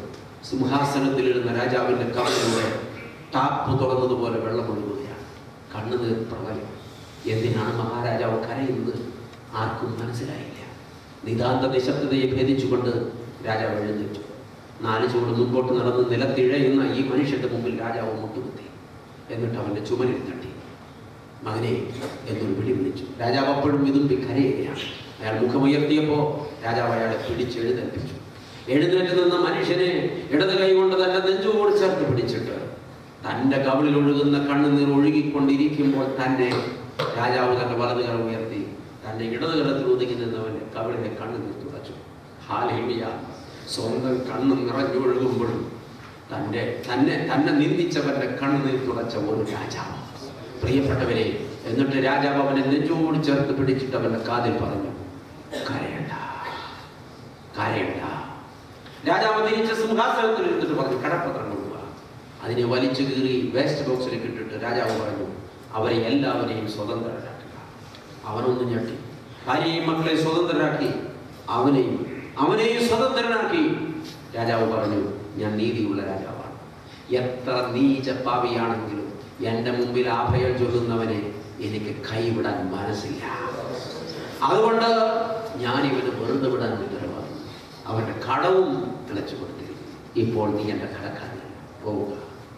ഈ മനുഷ്യൻ നിലത്ത് മുട്ടുകുത്തിയിട്ട് പറഞ്ഞു, യജമാനെ, പാവപ്പെട്ട എൻ്റെ ഭാര്യയും മക്കളെയും തിരിച്ചയക്കുന്നത് എനിക്ക് സന്തോഷമാണ്. പക്ഷേ ഈ നീചനായി എന്നെയും ശിക്ഷിക്കാതെ തിരിച്ചയക്കാൻ അങ്ങേക്ക് എങ്ങനെ കഴിയും? എന്നെ ഏതു വിധേനയും ശിക്ഷിക്കുക. ഇല്ല, നിന്നെയും ശിക്ഷിക്കില്ല. ഞാൻ അങ്ങനെ ഒരുത്തനാണ്. ഞാൻ നീതിയുള്ള രാജാവാണ്. എൻ്റെ മുമ്പിൽ അഭയം ചൊല്ലുന്നവരെ ഞാൻ തള്ളിക്കളയില്ല. നിങ്ങൾക്ക് മനസ്സിലായോ ഈ രാജാവ് ആരാണെന്ന്? സിംഹാസനത്തിലിരിക്കുന്ന മഹാരാജാവ്, സ്വർഗത്തിലെ ദൈവമാണ്. ക്ഷമയുടെ പൂർണ്ണതയായവനാ. തന്റെ മുമ്പിൽ വന്ന് അഭയം ചൊല്ലുന്ന പാവി എത്ര നീചനാണെങ്കിലും, എത്രമാത്രം നീചമായ പാപങ്ങൾ ചെയ്തവളാണെങ്കിലും നിരുപാധികൾ ക്ഷമിപ്പാൻ മനസ്സുള്ള നീതിയുള്ള രാജാവാണ്. ഹല്ലേലൂയ! ദൈവമക്കളെ ഓർക്കണം, ഈ മനുഷ്യനെ രാജാവ് ഓർക്കുന്നു. ഈ രാജാവിന് കൊടുക്കേണ്ട കടം എത്രയാണെന്ന 10,000 താലന്ത്. 10,000 താലന്ത്, 10,000 താലന്ത് എന്ന് വേദപുസ്തകത്തിൽ വായിച്ചപ്പോൾ നമ്മൾ പലരും മനസ്സിലാക്കിയത് 10,000 രൂപ എന്നാണ്. തെറ്റാണത്. താലന്ത് അസാമാന്യ മൂല്യമുള്ള ഒരു കറൻസിയാണ്. ഒരു വ്യാഖ്യാന ഗ്രന്ഥത്തിൽ വായിച്ചത് ഒരു താലന്ത് സമം ഒരു പണസഞ്ചിയാണ്. സ്വർണ്ണ നാണയം നിറച്ച ഒരു സഞ്ചിയാണ് ഒരു താലന്ത്. അങ്ങനെ 10,000 പണസഞ്ചികൾ, സ്വർണ്ണ നാണയങ്ങൾ നിറച്ച 10,000 പണസഞ്ചികളാണ് ഈ മനുഷ്യൻ കടം വാങ്ങിയത്. അതൊന്നും തിരിച്ചു കൊടുത്തില്ല. രാജാവ് അത് ഉപാധി കൂടാതെ ഇപ്പോൾ ക്ഷമിച്ചു കൊടുത്തിരിക്കുന്നു. വേറൊരു വ്യാഖ്യാന ഗ്രന്ഥത്തിൽ വായിച്ചത് ഈ താലന്ത് അസാമാന്യ മൂല്യമുള്ള ഒരു കറൻസിയാണ്. അതിനെ ആധുനിക കറൻസിയിലേക്ക് കൺവേർട്ട് ചെയ്താൽ 24 ലക്ഷം പൗണ്ട് സമം 10,000 താലന്ത് എന്നാണ്. പൗണ്ട് സൂര്യൻ അസ്തമിക്കാത്ത സാമ്രാജ്യമായ ഇംഗ്ലണ്ടിന്റെ സ്വന്തം കറൻസിയാണ്. ഒരു പൗണ്ട് എന്ന് വെച്ചാൽ ഇന്ത്യൻ കറൻസിയിലേക്ക് കൺവേർട്ട് ചെയ്താൽ 100 രൂപ ഇപ്പോൾ പാട്ടും പാടി കയ്യിൽ കിട്ടും. പ്രിയപ്പെട്ടവരെ, 24 ലക്ഷം പൗണ്ടിനെ ഇന്ത്യൻ റുപ്പീസിലേക്ക് കൺവേർട്ട് ചെയ്താൽ 24 കോടി രൂപ. 24 കോടി കടമെടുത്തിട്ട് വർഷങ്ങളായി അതിന്റെ പലിശയും കൂട്ടുപലിശയും കൂടിച്ചേർത്താൽ അതിന്റെ ഇരട്ടിയിലധികമായി. അപ്പോൾ ആവറേജ് 50 കോടി രൂപയാണ് ഈ മനുഷ്യന് രാജാവ് ഇളച്ചു കൊടുത്തത്. മാത്രമല്ല, അവരെ സ്വതന്ത്രനാക്കാനും ഉത്തരവായി. നോക്കണം, ഇത്രയും വലിയൊരു വിടുതൽ ഈ മനുഷ്യൻ പ്രാപിച്ചിരിക്കുന്നു. വീട്ടാനാകാത്ത കടം കർത്താവ് വീട്ടിൽ കൊടുത്തിരിക്കുന്നു. ഒരിക്കലും സ്വന്തം പരിശ്രമം കൊണ്ട് വീട്ടാനാകാത്ത കടം കർത്താവ് ക്ഷമിച്ചിരിക്കുന്നു. ഈ മനുഷ്യൻ രാജകൊട്ടാരം കൊണ്ട് പുറത്തേക്ക് ഇറങ്ങി. ഇയാൾ തെരുവിലൂടെ നടക്കുമ്പോൾ തനിക്ക് 100 വെള്ളിക്കാശ് കടം തരാനുള്ള കൂട്ടുകാരനെ കണ്ടു. 100 വെള്ളിക്കാശ് എന്ന് വെച്ചാൽ 5 പൗണ്ട്. 5 പൗണ്ട് എന്ന് വെച്ചാൽ 500 രൂപ. പ്രിയപ്പെട്ടവരെ, 50 കോടി രൂപ കടമിളച്ച് കിട്ടിയ ഒരു മനുഷ്യൻ തനിക്ക് 500 രൂപ തരാനുള്ള സ്നേഹിതനെ കണ്ടാൽ എങ്ങനെ പെരുമാറും? നിങ്ങൾ ആലോചിച്ച് വരുമ്പോൾ ഞാൻ UAE പോയി കഴിഞ്ഞിട്ടുണ്ട്. അതുകൊണ്ട് ഞാൻ തന്നെ പറഞ്ഞോളാം. കുഴപ്പമുണ്ടോ? വേണ്ടതില്ല. കുഴപ്പമുണ്ടോ? ഇല്ല. ദൈവമക്കളെ, ഇയാളെ കണ്ടുപാടെ അയാൾ ഓട്ടം ആരംഭിച്ചു. അപ്പൊ ഇയാൾ കണ്ടു, നിൽക്കവിടെ പിടിക്കപ്പെട്ടെന്ന് മനസ്സിലായി. ഇവിടെ എന്താ ഓടി? അപ്പൊ അവൻ പറഞ്ഞു, എന്റെ സ്നേഹിത, ഞാൻ നിനക്ക് 500 രൂപ തരാനുണ്ട്. 6 മാസമായി. കഴിഞ്ഞ 6 മാസമായിട്ട് എപ്പോ കണ്ടാലും ഈ 500 രൂപയുടെ പേരിൽ നീ 5000 രൂപയുടെ ചീത്ത പറയും. അത് സഹിക്കാൻ പറ്റാത്ത ഇവിടെ ഇരിക്കുന്ന ചില പുള്ളികളുടെ സ്ഥിരം പരിപാടിയാണ്. 100 രൂപ തരാനുള്ളവരുടെ എല്ലാ ദിവസവും 1000 രൂപ ചീത്ത പറയും. അതുകൊണ്ട് ഹരമായിട്ട് കൂട്ടിയിരിക്കുക. അതുകൊണ്ടാണ് ഞാൻ ഓടിയത്. നിന്റെ ഇന്നലത്തെ ചീത്ത എന്റെ കാലിൽ നിന്നും എന്റെ ജീവിതത്തിൽ നിന്നും മാറ്റി പോയിട്ടില്ല. അതുകൊണ്ട് ഇന്നതിന്റെ കാശ് തന്നേ ഉള്ളെന്ന് ഉറപ്പിച്ച് ഞാൻ വീട്ടിൽ ചെന്ന് ഭാര്യയുടെ കിടത്ത് കിടന്ന് 100 പോലുള്ള മാല ഊരിയെടുത്ത് താലി ചരടി പുറത്തിട്ട് ഇന്ന് രാവിലെ കൊണ്ടുപോയി വെച്ചു. 1400 രൂപ കിട്ടും. എന്നാൽ നിന്റെ കാശ് തരാമെന്ന് പറഞ്ഞ് രാവിലെ 10 മണിക്ക് വീട് വിട്ടിറങ്ങി പോകുമ്പോൾ വീട്ടിൽ നിന്ന് വലിയൊരു നിലവിളി. ഞാൻ തിരിച്ച് ഓടിപ്പാഞ്ഞു വരുമ്പോൾ 12 വയസ്സുള്ള കൊച്ചു മരത്തേക്ക് ഒരു പിടിവിട്ട് താഴെ വീണ് വലതുകാലം 2 വട്ടം ഒടിഞ്ഞിരിക്കുക. ആ കൊച്ചിനെ ഭാര്യയെടുത്ത് ആശുപത്രിയിൽ പോയി ഓപ്പറേഷൻ ചെയ്തു. 4000 രൂപ കെട്ടി വെക്കേണ്ടി വന്നു. കാശ് തികയാത്തോണ്ട് ഞാനിപ്പോ തെണ്ടാൻ ഇറങ്ങിയതാ. നീ എന്നെയാണ് കൊന്നോ? എന്റെ കയ്യിൽ ഇല്ല. ഞാൻ അത്ര ഭീകരനല്ലേ? ഞാൻ 500 രൂപയ്ക്ക് അതിന് മാത്രം ചീത്ത വിളിച്ചിട്ടുണ്ടോ? നീ വിഷമിക്കണ്ട, ഇനി ഞാൻ ചീത്ത വിളിക്കില്ല. അതെന്ത്? നീ മാനസാന്തരപ്പെട്ടോ? അതൊന്നുമല്ല. പിന്നെ ഇന്ന് എനിക്കൊരു ലോട്ടറി അടിച്ച ദിവസം. ആഹാ, ലോട്ടറി എവിടുന്ന? കൊട്ടാരത്തിൽ. എന്താ സംഭവം? അത് വലിയ സംഭവമാണ്. അപ്പൊ നമുക്ക് ഭക്ഷണം കഴിക്കാം. ആ ഹോട്ടലിലോട്ട് കയറിയാൽ ഇരുന്ന് സംസാരിക്കാം, കുഴപ്പമില്ല. ഇതിനു മുമ്പ് 3 പ്രാവശ്യം നീ എന്നെ ഭക്ഷണത്തിന് വിളിച്ചിട്ടുണ്ട്. 3 പ്രാവശ്യം ഞാൻ നിന്റെ ക്ഷണം സ്വീകരിച്ചിട്ടുണ്ട്. 1 പ്രാവശ്യം എൻ്റെ വാച്ച് പോയി, 1 പ്രാവശ്യം എൻ്റെ മോതിരം പോയി, 3ാമത്തെ പ്രാവശ്യം 5 ദിവസം അവിടെ താമസിച്ച് അവരുടെ അടുക്കള പണിയെടുത്തു. ഇനി എനിക്ക് വയ്യ. ഈ പണി കിട്ടിയവരാരെങ്കിലും ഇവിടെ വന്നിട്ടുണ്ടോ? കൊടുത്തവര് കാണിച്ചിട്ടുണ്ടോ? കിട്ടിയവരുണ്ടാവാൻ. പ്രിയപ്പെട്ട ദൈവം പറഞ്ഞാൽ വരികയല്ല. അവൻ പറഞ്ഞു ഈ പ്രാവശ്യം അങ്ങനെയല്ല, ഞാൻ ചതിക്കില്ല. കാശ് നീ കയ്യിൽ പിടിച്ചോ. എൻ്റെ കയ്യിൽ ഇഷ്ടം പോലെ പണം. ഞാൻ സത്യമാ പറയുന്നത്. അവൻ കൂടെ പോയി കഴിച്ചുകൊണ്ടിരിക്കുമ്പോൾ എന്താ ഉണ്ടായത്? അപ്പൊ കൊട്ടാരത്തിലുണ്ടായ സംഭവം മുഴുവൻ ഇയാൾ വർണ്ണിച്ച് കേൾപ്പിച്ചു. ആദ്യ ആൾക്ക് വിശ്വസിക്കാൻ പറ്റുന്നില്ല. സത്യാണോടാ, സത്യാണോടാ, സത്യാണോടാ, വിശ്വസിക്കാൻ പറ്റൂടാ. വിശ്വസിക്കുക. എനിക്കുണ്ടായ അനുഭവം ബില്ല് അയാൾ തന്നെ കൊടുത്തു. മാത്രമല്ല അയാൾ പറഞ്ഞു, നീ എനിക്ക് തരാനുള്ള 500 തരണ്ട, അതാ കടപ്പത്രം കീറി. മാത്രവുമല്ല നിന്റെ കുഞ്ഞാശുപത്രിയില്ലെന്ന് പറഞ്ഞു. 4000 അന്വേഷിച്ച് കിടക്കാന്നല്ലേ പറഞ്ഞു. ഇതാ 1000ന്റെ 5 നോട്ട്. ഇത് കടമല്ല, ദാനമാണ്. കൊച്ചിനെ ചികിത്സിക്കും. പോക്കറ്റിലിട്ട് കൊടുത്തു 5 രൂപ. അതെ, സത്യമായിട്ട് 50 കോടി രൂപ കടമടച്ച് കിട്ടിയവൻ 500 രൂപ തരാറുള്ളവനെ കണ്ടാൽ ഇതല്ലേ ചെയ്യേണ്ടത്? അല്ലേ? നിങ്ങളാണെങ്കിൽ ചെയ്യുമോ?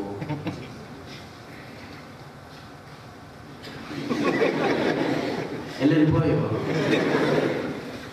ചെയ്യുമോ? പോയി. മാങ്ങയുടെ പുള്ളി നല്ലോണം അറിയുന്നത് എപ്പോഴാണ്? അത് ഓർമ്മയുണ്ടായാൽ മതി. പ്രിയപ്പെട്ടവരെ, ഇങ്ങനെ കഥകളൊക്കെ പറയുമ്പോൾ കൂടെ പറയാൻ നമ്മൾ എടുക്കട്ടെ. ചെയ്യുമോ? നാട്ടിൽ നിന്ന് വരുന്നതിന് മുമ്പ് 18 കൊല്ലം മുമ്പ് പാവപ്പെട്ടവൻ മരുന്ന് വാങ്ങാൻ കാശില്ലാതെ ചോദിച്ച കാശ് കടം കൊടുത്തതിന്റെ കണക്കെഴുതിയ പുസ്തകം ഈ UAE കൊണ്ടുവന്ന ഫ്ലാറ്റിൽ ഇപ്പോഴും സൂക്ഷിച്ചു വെച്ചിരിക്കുന്ന മിടുക്കന്മാർ വീട്ടിൽ. ആ പാവപ്പെട്ടവൻ ഇന്നും പച്ച പിടിച്ചിട്ടില്ല, 5 കാശിന് നിവൃത്തിയില്ല, ഇപ്പോഴും അത്താഴപ്പട്ടിണി കിടക്കുക. ഇവിടെ വന്ന് മെച്ചപ്പെട്ടു, കുടുംബം വെച്ച വലിയ വീട് പണിതു, കാർ വാങ്ങി, നാട്ടിൽ എസ്റ്റേറ്റ് വാങ്ങി. ഇത്രയും വന്നിട്ടും പാവപ്പെട്ടവന്റെ കണക്ക് പുസ്തകത്തിലെ ആ പേരൊന്നും വെട്ടിക്കളയാൻ തയ്യാറാകാതെ കഴിഞ്ഞ പ്രാവശ്യം ലീവിന് നാട്ടിൽ പോയപ്പോഴും വഴിക്ക് വെച്ച് കണ്ടപ്പോ നിന്നെ ജണിഞ്ഞ് നടക്കുന്നല്ലോ, നീ എനിക്ക് പഴയൊരു കണക്ക് തരാനുണ്ട് 300 രൂപ എന്ന് പറഞ്ഞ പുള്ളിയിൽ ഉള്ളിൽ പോകും. എന്തേ ഇഷ്ടപ്പെട്ടില്ലേ? സത്യം പറഞ്ഞോളാം. എന്റെ പ്രിയപ്പെട്ടവരെ, ഈ ജനത്തിന്റെ പ്രത്യേകതയാണ്. എനിക്ക് എത്ര കിട്ടിയാലും നല്ലത്, ഞാൻ ആർക്കും ഒന്നും അലച്ചു കൊടുക്കില്ല. ഇവിടെ ഒരു തത്വം പറയുകയാണ്. പ്രിയപ്പെട്ടവരെ, അത്യുന്നതനായ ദൈവത്തിൽ നിന്ന് അളക്കാനാകാത്ത കൃപകൾ പ്രാപിച്ചവരാണ് നമ്മൾ. ഹല്ലേലൂയ. ഓർമ്മ വെച്ച നാൾ മുതൽ ഇന്ന് വരെ മനസ്സ വാച കർമ്മണ ഞാനും നിങ്ങളും ദൈവസന്നിധിയിൽ ചെയ്തു കൂട്ടിയ ആ എണ്ണാനാകാത്ത പാപങ്ങൾക്ക് കർത്താവ് ശിക്ഷ വിധിച്ചിരുന്നെങ്കിൽ, ആമേൻ, ഈ കണ്ണുകൊണ്ട് ഞാൻ ചെയ്ത തെറ്റിന് എന്റെ കർത്താവ് അപ്പോഴപ്പോൾ ശിക്ഷ വിധിച്ചിരുന്നെങ്കിൽ കാഴ്ചയുള്ള കണ്ണുമായി ഞാൻ ഇവിടെ നിൽക്കില്ലായിരുന്നു. സത്യം. ഈ കൈകൾ കൊണ്ട് ഞാൻ ചെയ്ത തിന്മകൾക്ക് എന്റെ കർത്താവ് ശിക്ഷ നടപ്പാക്കിയിരുന്നെങ്കിൽ ചലിക്കുന്ന കൈകളുമായി ഉരത്തിന് കീഴെ 2 കൈയുള്ളവനായി ഞാൻ ഇവിടെ നിൽക്കില്ലായിരുന്നു. നിശ്ചയം. ഈ കാല് കൊണ്ട് ഞാൻ നടന്ന വഴികൾ കർത്താവിന് ഹിതകരമല്ല എന്ന് കണ്ടിട്ട് എന്റെ കർത്താവ് ശിക്ഷ നടപ്പിലാക്കിയിരുന്നെങ്കിൽ, അവൻ എന്നോട് ക്ഷമിച്ചില്ലായിരുന്നെങ്കിൽ കാലുള്ളവനായി ഞാൻ ഇവിടെ നിൽക്കില്ലായിരുന്നു. നിശ്ചയം. ആമേൻ. ഈ നാവ് കൊണ്ട് ഞാൻ ചെയ്ത പാപങ്ങൾക്ക് പിഴകൾക്ക് എന്റെ കർത്താവ് ശിക്ഷിച്ചിരുന്നെങ്കിൽ നിശ്ചലമായി പോയൊരു നാവുമായി ഞാനിപ്പോൾ നിൽക്കുമായിരുന്നു, സംസാരിക്കില്ലായിരുന്നു. ആമേൻ. ഈ ബുദ്ധി കൊണ്ട് ഞാൻ ചിന്തിച്ചു കൂട്ടിയ പാപങ്ങൾക്ക് എന്റെ കർത്താവ് ശിക്ഷ വിധിച്ചിരുന്നെങ്കിൽ മരവിച്ച ബുദ്ധിയുമായി ചലനശേഷിയാറ്റവനായി ഞാൻ ഇരിക്കുമായിരുന്നു. എന്റെ കർത്താവ് എന്നോട് ക്ഷമിച്ചു എന്ന ഒറ്റ കാരണം കൊണ്ട് ഞാൻ ഇപ്പോൾ ഇവിടെ നിൽക്കുന്നത്. ആമേൻ. നിങ്ങളോ വ്യത്യാസമുണ്ടോ? യോഗ്യരായതുകൊണ്ടാ? മിടുക്കരായതുകൊണ്ടാ? തെറ്റൊന്നും ചെയ്യാത്തതുകൊണ്ടാണോ? ഇത്രമാത്രം വലിയ പാപക്ഷമ ദിനം പ്രതി നിമിഷം പ്രതി എന്റെ കർത്താവ് എനിക്ക് തന്നുകൊണ്ടിരിക്കുകയാണ്. ആ ഒരൊറ്റ കാരണം കൊണ്ടത്രേ ഞാനിവിടെ ഇങ്ങനെ നിൽക്കുന്നത്. നിങ്ങളിവിടെ ഇങ്ങനെ ഇരിക്കുന്നത്. അല്ലേ? ആമേൻ. എൻ്റെ കർത്താവ് എന്നോട് ക്ഷമിച്ച ക്ഷമ അളക്കാനാകാത്തതാണ്. അവനറിയാം എൻ്റെ ആയുസ് കൊണ്ട് വീട്ടിൽ തീർക്കാൻ കഴിയാത്ത പിഴകൾ ഞാൻ ഇവിടെ ദൈവത്തിൽ ചെയ്തിട്ടുണ്ട്. തമ്പുരാനൊന്നും കണക്കെഴുതി വെച്ചില്ല, ക്ഷമിച്ചു. അത്രമാത്രം എന്നോട് ക്ഷമിച്ചു. അത് ബോധ്യപ്പെട്ട ഒരു പാട്ടുകാരൻ പറഞ്ഞില്ലേ, യേശുവേ എൻ പ്രാണനായക ജീവനെ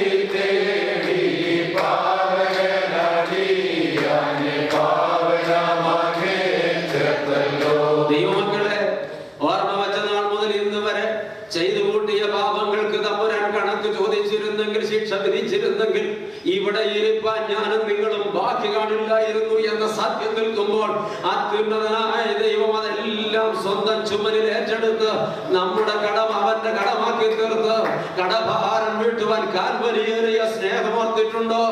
ഞാൻ ശിക്ഷിക്കപ്പെടാതിരിപ്പാൻ എനിക്ക് വേണ്ടി ശിക്ഷിക്കപ്പെട്ടവൻ, ഞാൻ അടിയേൽക്കാതിരിപ്പാൻ എനിക്ക് വേണ്ടി അടിയേറ്റവൻ, ഞാൻ മുൾക്കിരീടമേൽക്കാതിരിപ്പാൻ എന്റെ മസ്തിഷ്കം രക്ഷപ്പെടാൻ എനിക്ക് വേണ്ടി മുൾക്കിരീടമേറ്റവൻ, എന്റെ വിലാവ് തുറക്കാതിരിപ്പാൻ എനിക്ക് വേണ്ടി ചവളമേറ്റവൻ, എന്റെ കൈകാലുകളിൽ അണിനിറയ്ക്കപ്പെടാതിരിപ്പാൻ എനിക്ക് വേണ്ടി അണിയേറ്റവൻ, ഞാൻ വിവസ്ത്രനാക്കപ്പെടാതിരിപ്പാൻ നഗ്നനാക്കപ്പെട്ടവൻ, ഇത്രത്തോളം എനിക്ക് വേണ്ടി ത്യാഗം ചെയ്ത് കാൽവരിയിൽ വീണ്ടെടുപ്പ് സാധ്യമാക്കി തന്ന അത്യുന്നതൻ എന്നെയും നിന്നെയും സ്വതന്ത്രനാക്കി ഇന്നും ശിക്ഷ നടപ്പിലാക്കാതെ ക്ഷമിച്ച് ഇവിടെ നിർത്തിയിരിക്കുന്നുവെങ്കിൽ നമ്മുടെ പ്രിയപ്പെട്ടവർ നമുക്ക് തന്ന മുറിവുകൾ നാം നമ്മുടെ കർത്താവിന് കൊടുത്ത മുറിവോളം വരുമോ?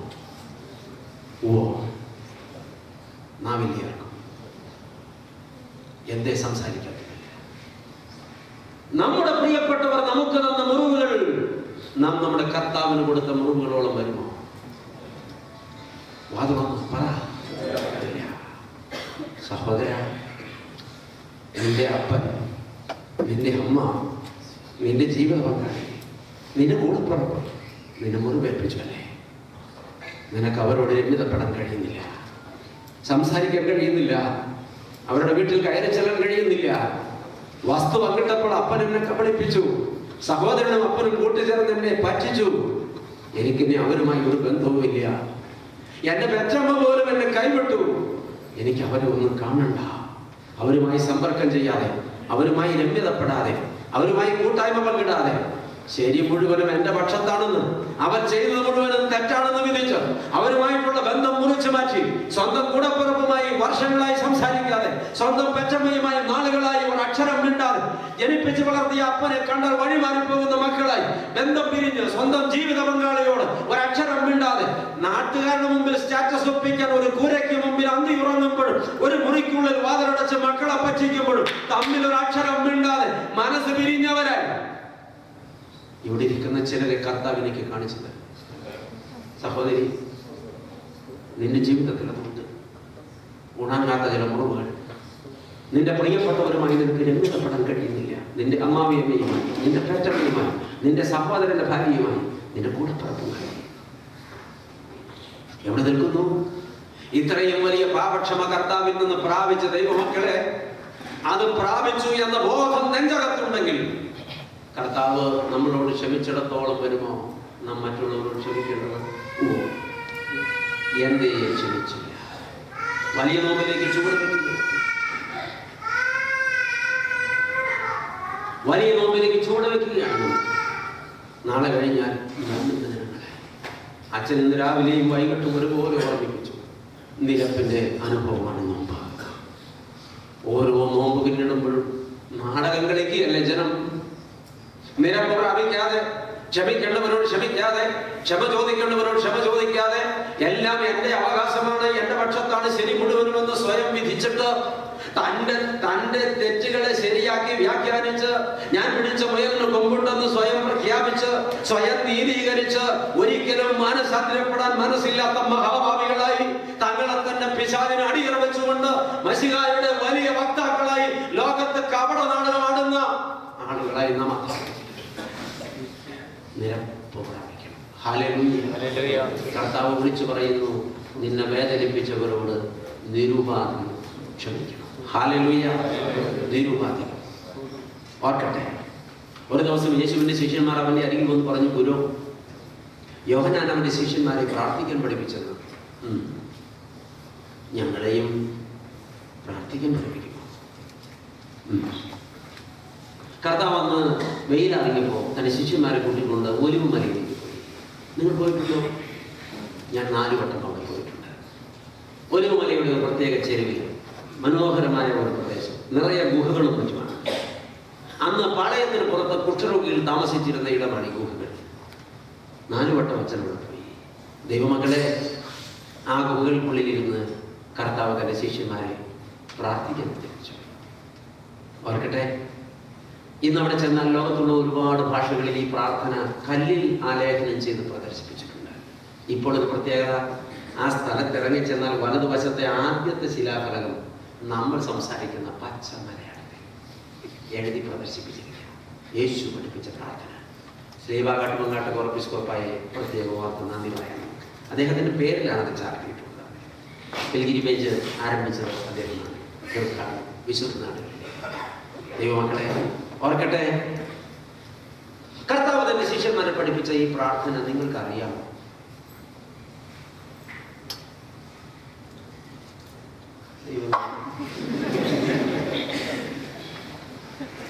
ശവസംസ്കാര ശുശ്രൂഷ പുസ്തകമുണ്ടോ? എനിക്കിത് കാണപ്പെടാറില്ലാത്തതുകൊണ്ടാണ്. മൃതദേഹം കാണുമ്പോൾ പിന്നെ ചർമ്മപ്രസംഗം പറഞ്ഞോട്ടെ, എന്താ നിങ്ങൾ മിണ്ടാത്തത്? ഈ പ്രാർത്ഥന നിങ്ങൾക്ക് അറിയാമോ? ഏതാണ് പ്രാർത്ഥന? അച്ഛൻ ചോദിച്ചത് മണ്ടൻ ചോദ്യമാണെന്ന് സ്വയം വിധിച്ചിട്ടല്ലേ മിണ്ടാതിരുന്നത്? ഒരു ചോദ്യം കൂടെ. ഈ പ്രാർത്ഥന യേശു തന്റെ ശിഷ്യന്മാരെ പഠിപ്പിച്ച പ്രാർത്ഥന, 8 വാചകങ്ങൾ മാത്രമുള്ള ആ പ്രാർത്ഥന, സ്വർഗസ്ഥനായ ഞങ്ങളുടെ പിതാവേ എന്ന് തുടങ്ങുന്ന പ്രാർത്ഥന, ഈ ആയുഷ്യം ഇന്ന് വരെ ഒരു പ്രാവശ്യമെങ്കിലും നിങ്ങൾ പ്രാർത്ഥിച്ചിട്ടുണ്ടോ? കേട്ടില്ല? ഉണ്ടോ? ഉണ്ടെന്നാണ് ഉത്തരമെങ്കിൽ എവിടെയും ഒരു കുഴപ്പം പറ്റി. ഒന്നെങ്കിൽ അതിന്റെ ചോദ്യം തെറ്റി. അവിടെ ഒരു കുഴപ്പം പറ്റി. നിങ്ങൾ പറഞ്ഞത് ഒരുപാട് വട്ടം ചൊല്ലിയിട്ടുണ്ട്. ഓ, പ്രാർത്ഥന ചൊല്ലാൻ പ്രത്യേകിച്ച് ഒരു റിസ്കുമില്ല. പക്ഷെ പ്രാർത്ഥിക്കണമെങ്കിൽ അതിന് യോഗ്യത വേണം. അച്ഛൻ ചോദിച്ചതിന്റെ പൊരുൾ നിങ്ങൾക്ക് മനസ്സിലായോ? പ്രാർത്ഥിച്ചിട്ടുണ്ടോ? എന്താ പറയുന്നത്? ആ പ്രാർത്ഥനയൊന്ന് ഓർത്തേ. സ്വർഗസ്ഥനായ ഞങ്ങളുടെ പിതാവേ, തിരുനാമം പരിശുദ്ധമാക്കപ്പെടണമേ, നിന്റെ രാജ്യം വരയണമേ, തിരുമനസ് സ്വർഗത്തിലെ പോലെ ഭൂമിയിലുമാകണമേ, ഞങ്ങൾക്ക് ആവശ്യമുള്ള അപ്പം ഇന്ന് ഞങ്ങൾക്ക് തരണമേ, ഞങ്ങളുടെ കടക്കാരോട്, ഞങ്ങളെ വേദനിപ്പിച്ചവരോട്, ഞങ്ങളെ മുറിവേൽപ്പിച്ചവരോട്, ഞങ്ങളുടെ കവർന്നെടുത്തവരോട്, ഞങ്ങളുടെ അവസരം തട്ടിപ്പറിച്ചവരോട്, ഞങ്ങളെ കുറിച്ച് അപവാദം പറഞ്ഞവരോട്, ഞങ്ങളെ കുറിച്ച് ഇല്ലാവചനം പറഞ്ഞവരോട്, ഞങ്ങളെ അപമാനിക്കാൻ ശ്രമിച്ചവരോട് ഞങ്ങൾ ക്ഷമിച്ചിരിക്കുന്നു.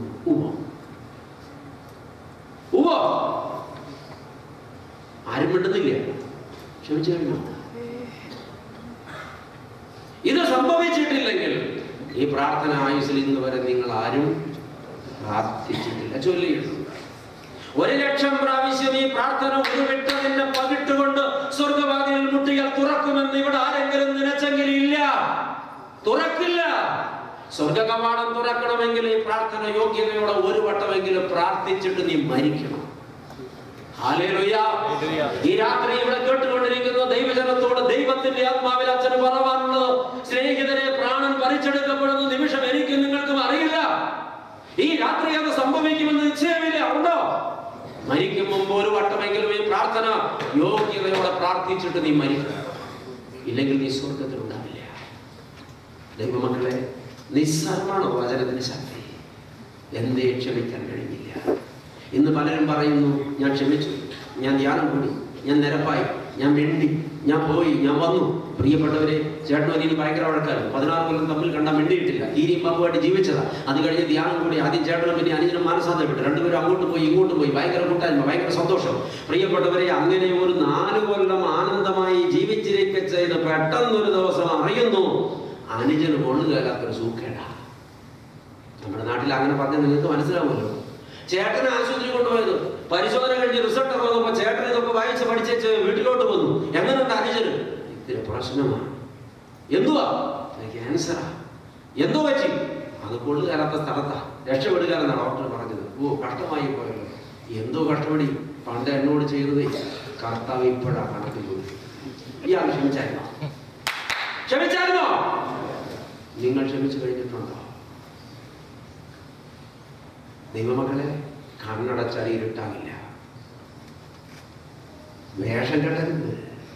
ഹൃദയം കൊണ്ട് പൊറുക്കാൻ കഴിയാതെ കപട വേഷം കെട്ടരുത്. ഉള്ളിൻ്റെ ഉള്ളിൽ തിരുത്തപ്പെടൽ നടക്കണം. ഹല്ലേലൂയ. ഇവിടെ ഒരു ചിന്ത കൂടെ പറയട്ടെ. ദൈവത്തെ നിസ്സഹായനാക്കരുത്. അപ്പോൾ ആളുകൾ ചോദിക്കുന്നു, ദൈവം നിസ്സഹായനാണ്? എന്താ കാര്യം? നാം പ്രാർത്ഥിക്കുന്ന, ദൈവമേ എന്നോട് ക്ഷമിക്കണമേ, 1000 വട്ടം എന്നോടും നിന്നോടും ക്ഷമിക്കാൻ സർവശക്തൻ സർവദാ തയ്യാറാണ്. പക്ഷേ അത് സ്വീകരിക്കാൻ നാം യോഗ്യരല്ലെങ്കിൽ എന്തു ചെയ്യും? ദൈവം നിസ്സഹായനായി പോകും. ഇപ്പോൾ നിങ്ങൾ എന്നോടൊരു കാര്യം വേണമെന്ന് പറഞ്ഞു, ഞാനത് തരാൻ എൻ്റെ കയ്യിലെടുത്ത് പിടിച്ചു. വരിക, ഞാനത് തരാമെന്ന് ഞാൻ പറയുകയും ചെയ്തു. നിങ്ങൾ വന്ന് കൈ ഇങ്ങനെ നീട്ടിയാൽ എനിക്ക് മനസ്സിലാകും അത് വാങ്ങാൻ ഉദ്ദേശമുണ്ട്, ഞാൻ അങ്ങോട്ട് തരും. നിങ്ങളെ വിളിച്ച് സാധനം വാങ്ങിക്കൊള്ളാൻ പറയുമ്പോൾ നിങ്ങൾ കൈ ഇങ്ങനെ പിടിച്ചാൽ ഞാൻ എന്തോ മനസ്സിലാക്കണം? എന്തോ മനസ്സിലാക്കണം? സ്വീകരിക്കാൻ ഉദ്ദേശം, തരാൻ എനിക്ക് മനസ്സാണ്, പക്ഷെ തരാൻ സാധിക്കുമോ? ഇപ്പോൾ ഞാൻ നിസ്സഹായനായി. ഇത് തന്നെയായിരുന്നു ദൈവത്തിന്റെ അവസ്ഥ. എനിക്കും നിനക്കും പാപക്ഷമ തരാൻ 1000 വട്ടം തമ്പുരാൻ തയ്യാറാണ്. പക്ഷേ പ്രാപിക്കാൻ നമുക്ക് യോഗ്യതയില്ല. സഹോദരനോട്, സഹജീവിയോട്, ജീവിത പങ്കാളിയോട് ക്ഷമിക്കാത്തവരൊക്കെ കർത്താവിന്റെ മുമ്പിൽ കതകടച്ചവരാണ്. ഹല്ലേലൂയ. സഹജീവിയോട് ക്ഷമിക്കാത്തവരൊക്കെ കർത്താവിന്റെ മുമ്പിൽ കതകടച്ചവരാണ്. ഈ അടച്ചും വെച്ചിട്ട് ഇപ്പുറത്തിരുന്ന് നമ്മൾ ഭയങ്കര പ്രാർത്ഥന. കതകടച്ചതാരാ? നമ്മൾ. എന്നിട്ടിരുന്ന് പ്രാർത്ഥിക്കും, മോരാനേശു മിശിഹ, നിന്റെ അനുഗ്രഹങ്ങളുടെ വാതിൽ ഞങ്ങളുടെ മുഖങ്ങൾക്ക് നേരെ നീ അടയ്ക്കരുത്. മാർത്തോമാ സഭയിൽ അങ്ങനെ ഒരു പ്രാർത്ഥനയുണ്ട്. തുറിച്ചു നോക്കൊന്നും വേണ്ട, ഇല്ലേ? ഇപ്പൊ കുറ്റവാർക്കാം. വാതിൽ അടച്ചതാരാ? ഞാൻ. കുറ്റവാർക്കാം കർത്താവിന്. നീ അടയ്ക്കരുത്. ശരിയാകില്ല മക്കളെ. അടച്ചവർ വാതിൽ തുറക്കണം. ഞാൻ ഷട്ടറിട്ടും വെച്ചിട്ട് ഇപ്പുറത്തിരുന്ന് 1000 മണിക്കൂർ അററി വിളിച്ചാലും അപ്പുറത്ത് നിന്ന് ഒരു ഉത്തരവും കിട്ടില്ല. കാരണം ഇത് അവിടെ കേൾക്കുന്നില്ല. അടച്ച വാതിൽ തുറക്കണം. രമ്യതപ്പെടാത്തവന്റെ പ്രാർത്ഥന അവിടെ സ്വീകരിക്കപ്പെടും. നീ വഴിപാടുമായി യാഗപീഠത്തിന് മുമ്പിൽ വരുമ്പോൾ നില്ല. കഴിക്കാൻ വരട്ടെ. വഴിപാട് അവിടെ വെക്ക്, ഇരുന്ന് ധ്യാനിക്ക്. സഹോദരന് നിന്നോട് വല്ല വിരോധവും ഉണ്ടെന്ന് അവിടെ വെച്ചോർത്താൽ, കർത്താവ് വളരെ സൂക്ഷ്മതയോടെയാ പറഞ്ഞത്, നിനക്ക് സഹോദരനോട് വല്ല വിരോധവും ഉണ്ടെന്നല്ല. ആണെങ്കിൽ നമ്മൾ ധൈര്യമായിട്ട് പറഞ്ഞാൽ എനിക്ക് ആരോടും ഒരു വിരോധവും. കർത്താവിന് അറിയാമോ കബളിപ്പിക്കലിന്റെ ആശാന്മാരാ നമ്മൾ. കർത്താവ് പറഞ്ഞത് വളരെ സൂക്ഷ്മതയിൽ, ആർക്കെങ്കിലും നിന്നോട് വിരോധമുണ്ടെങ്കിൽ ഈ വഴിപാട് എനിക്ക് വേണ്ട. അവിടെ വെച്ചിട്ട് പോയി രമ്യതപ്പെട്. അമ്മാവിയമ്മയോട്, കൂടപ്പറപ്പിനോട്, ജീവിത പങ്കാളിയോട്, മക്കളോട്, മരുമക്കളോട് നിരന്തരപ്പെടണം, രമ്യതപ്പെടണം. നിന്റെ മേൽ ഓഫീസറോ കീഴെ ജോലി ചെയ്യുന്നവരോ നിന്നെ പ്രതി മുറിവേറ്റിരിക്കുന്നെങ്കിൽ, അവരുടെ മനസ്സ് വാടിയിരിക്കുന്നെങ്കിൽ, അവരുടെ ജീവിതം തകർന്നു പോയിട്ടുണ്ടെങ്കിൽ അത് പണിതു കൊടുക്കാതെ, അവരുടെ ജീവിതത്തെ വീണ്ടും പുനരാവിഷ്കരിച്ച് ചിട്ടപ്പെടുത്താതെ, അവരുടെ മുറിവുണക്കാതെ നീ കഴിക്കുന്ന വഴിപാട് വെറുതെ, അത് പാഴാണ്. ഈ കാലമത്രയും ഈ ജനം കഴിച്ച വഴിപാടുകൾ വെള്ളത്തിൽ വരച്ച വരകളാണ്. ഈ കാലമത്രയും ഈ ജനം കഴിച്ച നേർച്ചകളും, ഈ ജനം കഴിച്ച കാഴ്ചകളും, ഈ ജനം അർപ്പിച്ച വഴിപാടുകളും ദൈവസന്നിധിയിൽ കടലിൽ കലക്കിയ കായമാണ്. അർഹതയില്ലാത്തവന്റെ അർപ്പണം സ്വീകരിക്കില്ല. ആമേൻ. നിരപ്പാകണം. ഹല്ലേലൂയ. നിരപ്പ് പ്രാപിക്കണം. ഇന്ന് അനേകരുടെ ഹൃദയവാതിൽ വെറുപ്പ് കൊണ്ട് അടച്ചു വെച്ചിട്ട് നിലവിളിയ. ചങ്ക് തല്ലി പൊട്ടിച്ചാൽ ഉത്തരം കിട്ടില്ല. മുട്ടിൽ നിന്ന് മുട്ട് തകർത്താലും ഉത്തരം കിട്ടില്ല. ഉപവാസം കിടന്ന് സ്വന്തം കുടമുടക്കിയാലും മറുപടി കിട്ടില്ല. മാനസാന്തരപ്പെടണം. ഹല്ലേലൂയ. മാനസാന്തരപ്പെടണം. ഇന്നത്തെ ആളുകളുടെ ഒരു പൊതു സ്റ്റൈല് ദൈവത്തെ സമരം ചെയ്ത് തോപ്പിക്കാം. നമ്മൾ കുറെ അലമുറയിട്ട, കുറെ ചങ്ങ് തല്ലി പൊട്ടിച്ച, കുറെ പാട്ടിന് കിടന്ന കർത്താവ് നമ്മുടെ കഷ്ടപ്പാട് കാണുമ്പോൾ ഇതെങ്ങനെയാ സഹിക്കണമെന്ന് ഓർത്ത് അനുഗ്രഹിക്കുന്ന വിചാരം മടക്കി മടി വെച്ചാൽ മതി. കർത്താവിനെ പറ്റിക്കാൻ പറ്റുന്നില്ല. കർത്താവ് പറയും, നീ അങ്ങനെ കിടന്ന് കഷ്ടപ്പെട്ട് ചത്താലും ശരി, നിന്റെ മനസ്സ് ശരിയാകാതെ, നീ രമ്യതപ്പെടാതെ, നിന്റെ മുറിവുണങ്ങാതെ, നിന്നാൽ മുറിവെച്ചവരുടെ മുറിവുണക്കാതെ നിന്റെ ഒരു പ്രാർത്ഥനയും ഇവിടെ സ്വീകരിക്കപ്പെടില്ല. ആമേൻ. ഇല്ല. നിരപ്പ് ഇവിടെ ഇരുന്ന് ചിലരെ ഞെരിവിളി കൊള്ളുക. എന്ത് തോന്നിയപ്പോഴാ കർത്താവെ ഞാനീ കൊണ്ടുവന്നത്? വളരെ പ്രശസ്തനാന്നൊക്കെ പറഞ്ഞ ഒരു അച്ഛനെ കുറിച്ച് എത്ര വട്ടം ചെയ്തു. അദ്ദേഹം വരുന്നെന്ന് പറഞ്ഞപ്പോൾ എന്തായാലും ഒന്ന് കേട്ടേക്കാം, ഇതിപ്പോൾ ആരാണ് പറഞ്ഞ പോലെ മുൾമത്തെ പിടിച്ചിട്ടത്. എനിക്ക് അവരോട് മിണ്ടാനും പറ്റത്തില്ല, ഇപ്പൊ മിണ്ടാതിരിക്കാൻ പറ്റത്തില്ല. വടി ഞാൻ വെട്ടിവെച്ചിട്ടുള്ളൂ, അടിക്കാൻ തുടങ്ങുന്നില്ല. ഇവിടെ ഇരിക്കുന്ന ചിലർ ഇത്രയുമായപ്പോ എന്നോടൊരു ചോദ്യം ചോദിക്കുക, എന്റെ അച്ഛൻ ക്ഷമിക്കുക ക്ഷമിക്കുക എന്നൊക്കെ ഇങ്ങനെ പലവട്ടം പല ഉദാഹരണങ്ങളിലൂടെ പറഞ്ഞു. അച്ഛൻ ഈ ക്ഷമിക്കുന്നത് എത്രയാന്ന് വെച്ചാ ക്ഷമിക്കുന്നതിന് പരിധിയില്ലേ? ഇവിടെ ചിലർ ചോദ്യം, ഈ ക്ഷമിക്കുന്നതിനൊരു പരിധിയില്ലേ? ഈ ചോദ്യം ജീവിതത്തിൽ ഒരു പ്രാവശ്യമെങ്കിലും ചോദിക്കാത്ത ആരെങ്കിലും വന്നിട്ടുണ്ടോ? ആരെങ്കിലും മിണ്ടുന്നുണ്ടോ? വന്നിട്ടുണ്ടോ? ക്ഷമിക്കുന്നതിനൊരു പരിധിയുണ്ട് മനുഷ്യ. എന്നോട് ചില പറഞ്ഞിട്ടുണ്ട്, അച്ഛാ ഞാൻ ക്ഷമിക്കാം, അയാൾ പിന്നെയും കുഴപ്പമുണ്ടാക്കാം. ഞാൻ പിന്നെ ക്ഷമിക്കാം, അയാൾ പിന്നെ കുഴപ്പമുണ്ടാക്കാം. ക്ഷമിക്കാം, പിന്നെ കുഴപ്പമുണ്ടാക്കാം. ഇതിനൊരു പരിധിയില്ലേ? എത്രയാന്ന് വെച്ചാ ഈ സഹോദരിമാരോടൊന്ന് തുറന്ന് സംസാരിക്കാനോട് കിട്ടി അവരൊക്കെ ഇതേ ചോദ്യം എന്നോട് ചോദിക്കും, ഈ കള്ളുവണ്ടിയായി എത്ര കാലം?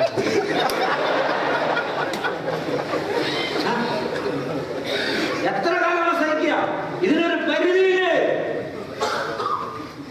ന്യായമായ പ്രശ്നമില്ല. മൊത്തം കള്ളുവണ്ടിയാണോ? ഇതിനൊരു പരിധിയില്ലേ? ഈ ചോദ്യം വളരെ നല്ല ചോദ്യമാണ്. അപ്പോൾ തിരിച്ചൊരു ചോദ്യം, സർവശക്തനായ ദൈവം നമ്മൾ ആരാധിക്കുന്നു നമ്മുടെ കർത്താവ്. ഇപ്പോ രാത്രി 8:45. ഇന്ന് രാത്രി ഒരു 11 മണിയാകുമ്പോൾ ഈ യോഗത്തിന് കൂടിയ ആളുകളുടെ മുറിക്കുള്ളിൽ വന്ന് കർത്താവ് നിന്നിട്ടൊരു ചോദ്യം, ഇന്ന് നന്നാവും, നാളെ നന്നാവും, ഇന്ന് നന്നാവും, നാളെ നന്നാവും എന്നോർത്ത് ഞാൻ കാത്തിരുന്നു, ക്ഷമിച്ചു. ഇന്ന് വരെ ഇന്നത്തെ മീറ്റിങ്ങിലെങ്കിലും നീ ഗുണം പിടിക്കുന്ന ഞാൻ വിചാരിച്ചത്. മോനെ, ക്ഷമിക്കുന്നതിനൊരു പരിധി ഉണ്ട് എന്ന് ഇന്ന് രാത്രി 11 മണിക്ക് തമ്പുരാനുവേണ്ടിക്ക് ചിലരുടെ മുമ്പിൽ വന്നെന്ന് പറഞ്ഞാൽ നാളെ എന്തോ സംഭവിക്കും? ഇവിടുന്ന് കടത്തിക്കൊണ്ടുണ്ടെങ്കിൽ ഇത്ര പണി കൂടുതലാണ്. സഹോദരി, നാളെ രാവിലെ നീ എഴുന്നേക്കുവോ? കർത്താവ് ഈ ചോദ്യം നിന്നോട് ചോദിച്ചാൽ മിണ്ടുന്നില്ല. നീ കണ്ണു തുറക്കുവോ? കർത്താവ് ഈ ചോദ്യം ചോദിച്ചാൽ നാം ഉള്ളിലിടും മുമ്പ് ഞാൻ എന്ത് ചെയ്യും? മരിച്ചുവോ? കർത്താവ് ഇന്ന് വരെ ഈ ചോദ്യം നമ്മളോട് ചോദിച്ചിട്ടില്ലാത്തത് കൊണ്ടാണ് ഞാനിവിടെ നിൽക്കുന്നതും നിങ്ങളിവിടെ ഇരിക്കുന്നത്. അപ്പോൾ കർത്താവ് ഒരു പാഠം പറഞ്ഞു, ക്ഷമിക്കുന്നതിന് പരിധിയില്ല. ക്ഷമിക്കുന്നതിന് പരിധി. ക്ഷമിക്കുക, ക്ഷമിക്കുക, ക്ഷമിച്ചുകൊണ്ടേയിരിക്കുക. എന്താണ് പറഞ്ഞത്? ക്ഷമിക്കുക, ക്ഷമിക്കുക, ക്ഷമിച്ചുകൊണ്ടേയിരിക്കുക. ഹല്ലേലൂയ. ഇത്രയും കേട്ട് കഴിഞ്ഞപ്പോ ആ വഴിയും അടച്ചല്ലോ. ഇപ്പൊ അച്ഛൻ ഒരറ്റം മുതലുള്ള വാതിലെല്ലാം പൂട്ടിക്കൊണ്ടുവരിക. ഇനി രക്ഷപ്പെടാൻ എന്താ മാർഗം? അപ്പോ ഇവിടെ ഇരിക്കുന്ന 2 മിടുക്കന്മാർ എന്നോട് ചോദിക്കുന്നു, അച്ഛാ ഒരു മിടുക്കിയുണ്ട് കേട്ടോ. എന്നോട് ചോദിക്കുകയാണെ, ഈ ക്ഷമിച്ചില്ല എന്ന് വെച്ചാൽ എന്താ കുഴപ്പം? അത് പ്രതീക്ഷിച്ച ചോദ്യം. അത് കിളിവാതിലാണ്. അതുകൂടെ അങ്ങ് അടച്ചേക്കാൻ പോവാ. നിങ്ങൾ എന്ത് ചെയ്യുന്ന പറയുന്നേ? പോകാൻ വഴിയില്ലേ? ക്ഷമിച്ചില്ലെങ്കിൽ എന്താണ് കുഴപ്പം? മറുപടി അച്ഛനല്ല പറയുക, സാക്ഷാൽ യേശു ക്രിസ്തു. ഒടുവിൽ 2 വാക്യം ആവർത്തിച്ച് വായിച്ചു ഓർക്കുന്നുണ്ട്. അങ്ങനെ യജമാനൻ കോപിച്ചു, അവസാനത്തെ കാശ് പോലും കൊടുത്തു തീർക്കുമ്പോഴും അവനെ ദണ്ഡിപ്പിക്കുന്നവരുടെ കയ്യിൽ ഏൽപ്പിക്കാൻ ഉത്തരവായി. എന്നിട്ട് യേശു നമുക്ക് വേണ്ടി ഒരു അടിക്കുറിപ്പ് പറഞ്ഞു. പറഞ്ഞു, നിങ്ങൾ ഓരോരുത്തൻ സഹോദരനോട് ഹൃദയപൂർവ്വം ക്ഷമിക്കാഞ്ഞാൽ സ്വർഗസ്ഥനായി എന്റെ പിതാവ് അങ്ങനെ തന്നെ നിങ്ങളോടും ചെയ്യും. അവനോട് ചെയ്തതുപോലെ കടസി കാശ് പോലും കൊടുത്തു തീർക്കും വരെ എവിടെ? ദണ്ഡിപ്പിക്കുന്നവരുടെ കയ്യിൽ ഏൽപ്പിക്കോ. ക്ഷമിച്ചില്ലെങ്കിൽ എന്താ കുഴപ്പം? ദണ്ഡിപ്പിക്കുന്നവരുടെ കയ്യിൽ ഏൽപ്പിക്കും. നിങ്ങൾക്ക് ഈ ദണ്ഡിപ്പിക്കുക ദണ്ഡിപ്പിക്കാന്ന് പറഞ്ഞാൽ എന്നു മനസ്സിലായിട്ടുണ്ടോ? മനസ്സിലായിട്ടില്ല. അതായത് സുഖിമാന്മാരും സുഖമതികളൊക്കെ ആയിട്ടിരിക്കുന്നത്. അതൊന്നും മനസ്സിലാക്കി വെച്ചോളൂ. ഒരു സാമ്പിള് പറഞ്ഞോട്ടെ. വിരോധം ഉണ്ടെങ്കിൽ പറഞ്ഞോട്ടെ. ദണ്ഡനം. ദണ്ഡനം എന്നാൽ എന്താ? കൊല്ലുന്ന പ്രശ്നമില്ല, കൊല്ലാക്കൊല ചെയ്യും. എന്താണ്? കൊല്ലുന്ന പ്രശ്നമില്ല, കൊല്ലാക്കൊല ചെയ്യും. അതിന്റെ പേരാണ് ദണ്ഡനം. പ്രിയപ്പെട്ടവരെ, ഉദാഹരണം, ഈ ആളെ ദണ്ഡന സ്ഥലത്ത് ബന്ധിച്ചിരിക്കുകയാണ്. രാവിലെ 5 മണിക്ക് നല്ല വെള്ളത്തിൽ കുളിപ്പിച്ചു, നല്ല വസ്ത്രം ധരിപ്പിച്ചു, വയറ് നിറച്ച് സ്വാദിഷ്ടമായ ആഹാരം കൊടുത്തു. ഒരു 6:30 മണിയായപ്പോൾ സുഹൃത്തെ വന്നേ നമുക്കൊരിടം വരെ പോകാന്ന് പറഞ്ഞ് 4-5 രാജകിങ്കരന്മാർ കൂട്ടിക്കൊണ്ടുപോയി. എവിടെ? ഈ ദണ്ഡന സ്ഥലത്തേക്കാണ് കൊണ്ടുപോകുന്നത്. ഇയാൾക്ക് അറിയാൻ പാടില്ല സത്യം. നിങ്ങൾ നാട്ടുപുറത്തായിരുന്നപ്പോ ഈ കത്തി അരുവാളും കോടയിലേക്ക് ഉണ്ടാക്കുന്ന കൊല്ലന്റെ ആലയിൽ എപ്പോഴേക്കും പോയിട്ടുണ്ടോ? നാട് വിട്ടെന്ന് പറഞ്ഞ് ഇത്രയോ പോയിട്ടുണ്ടോ? പ്രിയപ്പെട്ടവരെ, ഈ ഉലയിൽ ഉരുക്കി പഴിപ്പിച്ച കനൽക്കട്ട പോലിരിക്കുന്ന ഇരുമ്പ് കഷണം കൊടിൽ കൊണ്ടെടുത്ത് ഒരു കട്ടപ്പുറത്ത് വെച്ച് ചുറ്റിക കൊണ്ട് വീക്കുന്ന കളി. ഈ കട്ട ഉരുക്കുകട്ടയാണ്. എന്തോരം അടിച്ചാലും ചളുങ്ങില്ല. ഈ ദണ്ഡന സ്ഥലത്ത് ഇതുപോലെ ഒരു വലിയ ഉരുക്കുകട്ട സങ്കല്പിക്കുക. 2 അടി സ്ക്വയർ ഫീറ്റ് ഒരു വലിയ ഉരുക്കുകട്ട. ഇയാൾ അവിടെ കൊണ്ട് നിർത്തിയപ്പോ രാജകിങ്കരന്മാരെ പ്രധാനി ഒരു ചോദ്യം. അതെ, രാജാവിന് എത്ര കൊടുക്കണമെന്ന്? 10,000 താലന്ത്. എപ്പോഴാ കൊടുക്കുന്നത്? എന്റെ കയ്യിലില്ല. ഇല്ലെങ്കിൽ കുഴപ്പമില്ല, ഞങ്ങളത് ഈടാക്കിക്കോളാം. എങ്ങനെ? 4 പേർ ബലമായി വലത് കൈ പിടിച്ചു, ചൂണ്ടുവിരലെ കട്ടപ്പുറത്തോട്ട് കയറ്റി അങ്ങോട്ട് വെച്ചു. അപ്പൊ അയാൾക്ക് എന്തിനാന്ന് മനസ്സിലായില്ല. അപ്പുറത്ത് നിന്ന് മൊട്ടത്തലയൻ മുറുക്കി ചൊമ്പിച്ച് ഒരു തുപ്പും തുപ്പി അയാൾ മുണ്ടൊന്നോടെ മുറുക്കി കൊടുത്തിട്ട് ഇങ്ങോട്ട് വന്നു. അവിടെ നിരത്തി വെച്ചിട്ടുണ്ട് 10-40 ചുറ്റിക, പല കനത്തിലുള്ളത്. തൂക്കി നോക്കി 10 കിലോയുടെ ചുറ്റിക എടുത്തോണ്ട് ഇങ്ങോട്ട് വന്നു. അയാൾ നാവ് കടിച്ചു പിടിച്ചിട്ട് ഈ വിരലിൽ ഉന്നം വെച്ച് നഖം കൂട്ടി ഒറ്റ വീക്ക. ഭയങ്കര സുഖല്ലേ? നിങ്ങൾ കൈവിരൽ എപ്പോഴെങ്കിലും വാതിൽപ്പാടിന്റെ ഇടയ്ക്ക് പെട്ടുപോയിട്ടുണ്ടോ? ഇല്ല.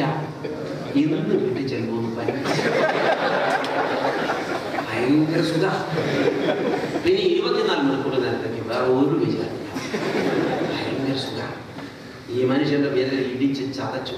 പ്രിയപ്പെട്ടവരെ, ഈ മനുഷ്യൻ നിൽക്കാൻ വയ്യ, ഇരിക്കാൻ വയ്യ, കിടക്കാൻ വയ്യ, വിശപ്പുണ്ടെങ്കിലും ഉണ്ണാൻ വയ്യ. ഈ മനുഷ്യൻ അസ്വസ്ഥനാണ്, നിന്നിടത്ത് നിന്ന് തുള്ളുകയാണ്. പക്ഷെ പിറ്റേ ദിവസം രാവിലെ 7 മണി വരെ ഒരു ഉപദ്രവവും ചെയ്തില്ല. പിന്നെ ആഹാരം കൊണ്ട് കൊടുത്തു, എല്ലാ ശുശ്രൂഷയും ചെയ്യുന്നുണ്ട്. പിറ്റേ ദിവസം രാവിലെ കൃത്യം 7 മണിയായപ്പോ വന്നേ ഒരു കാര്യം പറയട്ടെ, വിളിച്ച് അങ്ങോട്ട് പോകുന്നു. സ്ഥലത്തെ തറയിലേക്ക് കാര്യം മനസ്സിലായി. എന്നെ എവിടെയാ കൊണ്ടോടെ? അയ്യോ കാര്യമില്ലേ, കാശപ്പഴ കൊടുക്കണേ, എന്റെ കയ്യിലില്ലാന്ന് ഇന്നലെ പറഞ്ഞാലേ. അല്ലെങ്കിൽ വിഷമിക്കണ്ട. ഇടത് കേടിച്ചുകൊണ്ട് വരല പിടിച്ചു വെച്ചത്. ആ പുള്ളിക്ക് വല്ല മയമുണ്ടോ? ഒറ്റ വീക്ക്, 2 കൈ ഇങ്ങനെ. പിന്നെ പിറ്റേ ദിവസം രാവിലെ വരെ ഒരു പുതുമില്ല. ആഹാരമൊക്കെ കൃത്യമായിട്ട് കൊടുക്കും. ബിരിയാണി ചോദിച്ചാൽ ബിരിയാണി കൊടുക്കും, ചായ ചോദിച്ചാൽ ചായ കൊടുക്കും. ഇനി വേറെ ഏത് ഫുഡാണ് വേണ്ടിച്ചാൽ അതൊക്കെ കൊടുക്കും. 3-ാം ദിവസം രാവിലെ വീട്ടിൽ കൊണ്ടുപോയി അവിടെ കൊണ്ടുപോയി നിർത്തിയിട്ട് അന്ന് കാശ് കൊടുക്കാനില്ലെന്ന് പറഞ്ഞപ്പോ വലത് കാലിന്റെ പേരുവിരലാ പിടിച്ചു വെച്ചത്. ആ വലിയ നഖമുള്ളൊരു വിരലില്ലേ നമ്മുടെയൊക്കെ കാലിൽ, അതേ പിടിച്ചങ്ങോട്ട് വെച്ചു. ആ പുള്ളി വന്ന് നോക്കുമ്പോ തലേ ദിവസം ചുറ്റിക്ക് തൂക്കം പോരാന്ന് പുള്ളിക്ക് ഒരു തോന്നൽ. ഈ മൊട്ടത്തലേ അതവിടെ ഇട്ടിട്ട് 15 കിലോയുടെ ഇരുമ്പ് കൂടെ എടുത്തുകൊണ്ട് വന്നു. ഈ റോഡരികത്ത് നമ്മുടെ നാട്ടുപുറത്ത് ഈ ബോയന്മാർ കല്ല് തന്നെ പൊട്ടിക്കണം വലിയ ചുറ്റി കണ്ടിട്ടില്ല നിങ്ങള്? ഇയാൾ 2 കൈയും പിടിച്ച് ഉന്നം പിടിച്ച് ഓങ്ങി ഒറ്റ വീക്ക. വലത് കാലിന്റെ തള്ളവരൽ നഖ അടക്കം ചാതൻ. ഒറ്റക്കാലിൽ തൂങ്ങിയ സെല്ലിലോട്ട് പോയത്. 4-ാം ദിവസം ഇടത് കാലിന്റെ തള്ളവരല് 20 ദിവസം കൊണ്ട് 20 വിരലും ചതച്ചു. കൊല്ലൂല, കൊല്ലാക്കൊല ചെയ്യും. 21-ാം ദിവസം കിട്ടാവുന്നതിൽ ഏറ്റവും എരിവുള്ള കട്ടൻ കാന്താരി മുളക് വെണ്ണ പോലെ അരച്ചിട്ട് കണ്ണിലേക്ക് പൂശി. 22-ാം ദിവസം പ്രിയപ്പെട്ടവരെ അത് ശരീരത്തിൽ നീറ്റിൽ അനുഭവപ്പെടുന്ന മറ്റു പല സ്ഥലങ്ങളിലും മാറി മാറി പഠിച്ചു. ഒരു ദിവസം കമിഴ്ത്തി കിടത്തിയിട്ട് എങ്ങനെ ചെന്നാലും കയ്യെത്താത്ത സ്ഥലത്ത് മുതുകത്ത് പുറത്ത് നല്ല ബ്ലേഡ് കൊണ്ട് കുനുകുനിയുന്ന 10-40 വരയിട്ട് തൊലി പൊട്ടിച്ചിട്ട് പേസ്റ്റ് തൂക്കം. ഇവിടെ ആണെങ്കിൽ ഊതുകയും ചെയ്യാം, അവിടെ എന്തും ചെയ്യും. പ്രിയപ്പെട്ടവരെ, 30 ദിവസം തികയുന്നത് വരെ പല വിധത്തിൽ ഇത് കണ്ടിന്യൂ ചെയ്തു. 31-ാം ദിവസം രാവിലെ വലത് ഇടത്തള്ളവരിൽ ചൂണ്ടുവരൽ വീണ്ടും ചുറ്റില്ല, കൊല്ലില്ല, കൊല്ല ചെയ്യും. ആ സ്ഥലത്തിന്റെ പേരാണ് ദണ്ഡന സ്ഥലം. എന്താ, അങ്ങോട്ട് പോവല്ലേ? അങ്ങോട്ടൊന്ന് പോവല്ലേ? ഓക്കെ, എന്താ സഹോദരിമാരെ, അങ്ങോട്ട് പോകണം? അവർ പറഞ്ഞു ഇത് വളരെ സെൻസിറ്റീവാ, പെട്ടെന്നാണ്. കയ്യിലിരിപ്പ് നിങ്ങളെ അവിടെ എത്തിച്ചു വെക്കില്ലേ? ഇല്ലേ? വചനം അറിഞ്ഞിട്ട് നിഷേധിക്കരുത് ആരും. സത്യം ബോധ്യപ്പെട്ടിട്ട് അതിനോട് പുറംതിരിഞ്ഞു നിൽക്കരുതാരും. നിരപ്പ് പ്രാപിക്കാതെ പ്രയാണം തുടർന്നാൽ അപകടമാണ്. ഈ ഭൂമിയിൽ നിന്ന് പിരിയും മുമ്പ് നിന്നെ വേദനിപ്പിച്ചവരും നീ വേദനിപ്പിച്ചവരുമായി നീ രമ്യതപ്പെടാത്ത പക്ഷം, നിരപ്പ് പ്രാപിക്കാത്ത പക്ഷം, നിന്റെ നേർച്ചയും നിന്റെ നോമ്പും നിന്റെ അർപ്പണവും നിന്റെ വഴിപാടും വൃഥാവാണ്, സ്വീകരിക്കപ്പെടില്ല. അവിടെ ദണ്ഡന സ്ഥലത്തെ തന്നെ വരും. അത് വേണം. ഇവിടെ വെച്ച് മാറാൻ സാധ്യത. നിങ്ങളെ മുറിവേൽപ്പിച്ചവർ ഇവിടെ വന്നിട്ടുണ്ടെങ്കിൽ പിരിഞ്ഞു പോകും മുമ്പ് ഒരു വാക്ക് ക്ഷമ പറയണം. പറയാൻ വേണ്ടിയല്ല, ആത്മാർത്ഥമായി. അല്ല, ഫോണിൽ വിളിച്ചാൽ കിട്ടാവുന്നത് എന്താണെങ്കിൽ വിളിച്ച് അന്തി ഉറങ്ങും മുമ്പ് അവരുമായി രമ്യത. ഒരുപക്ഷെ അവർ കൈക്കൊണ്ടെന്ന് വരില്ല, എങ്കിലും ചെയ്യണം.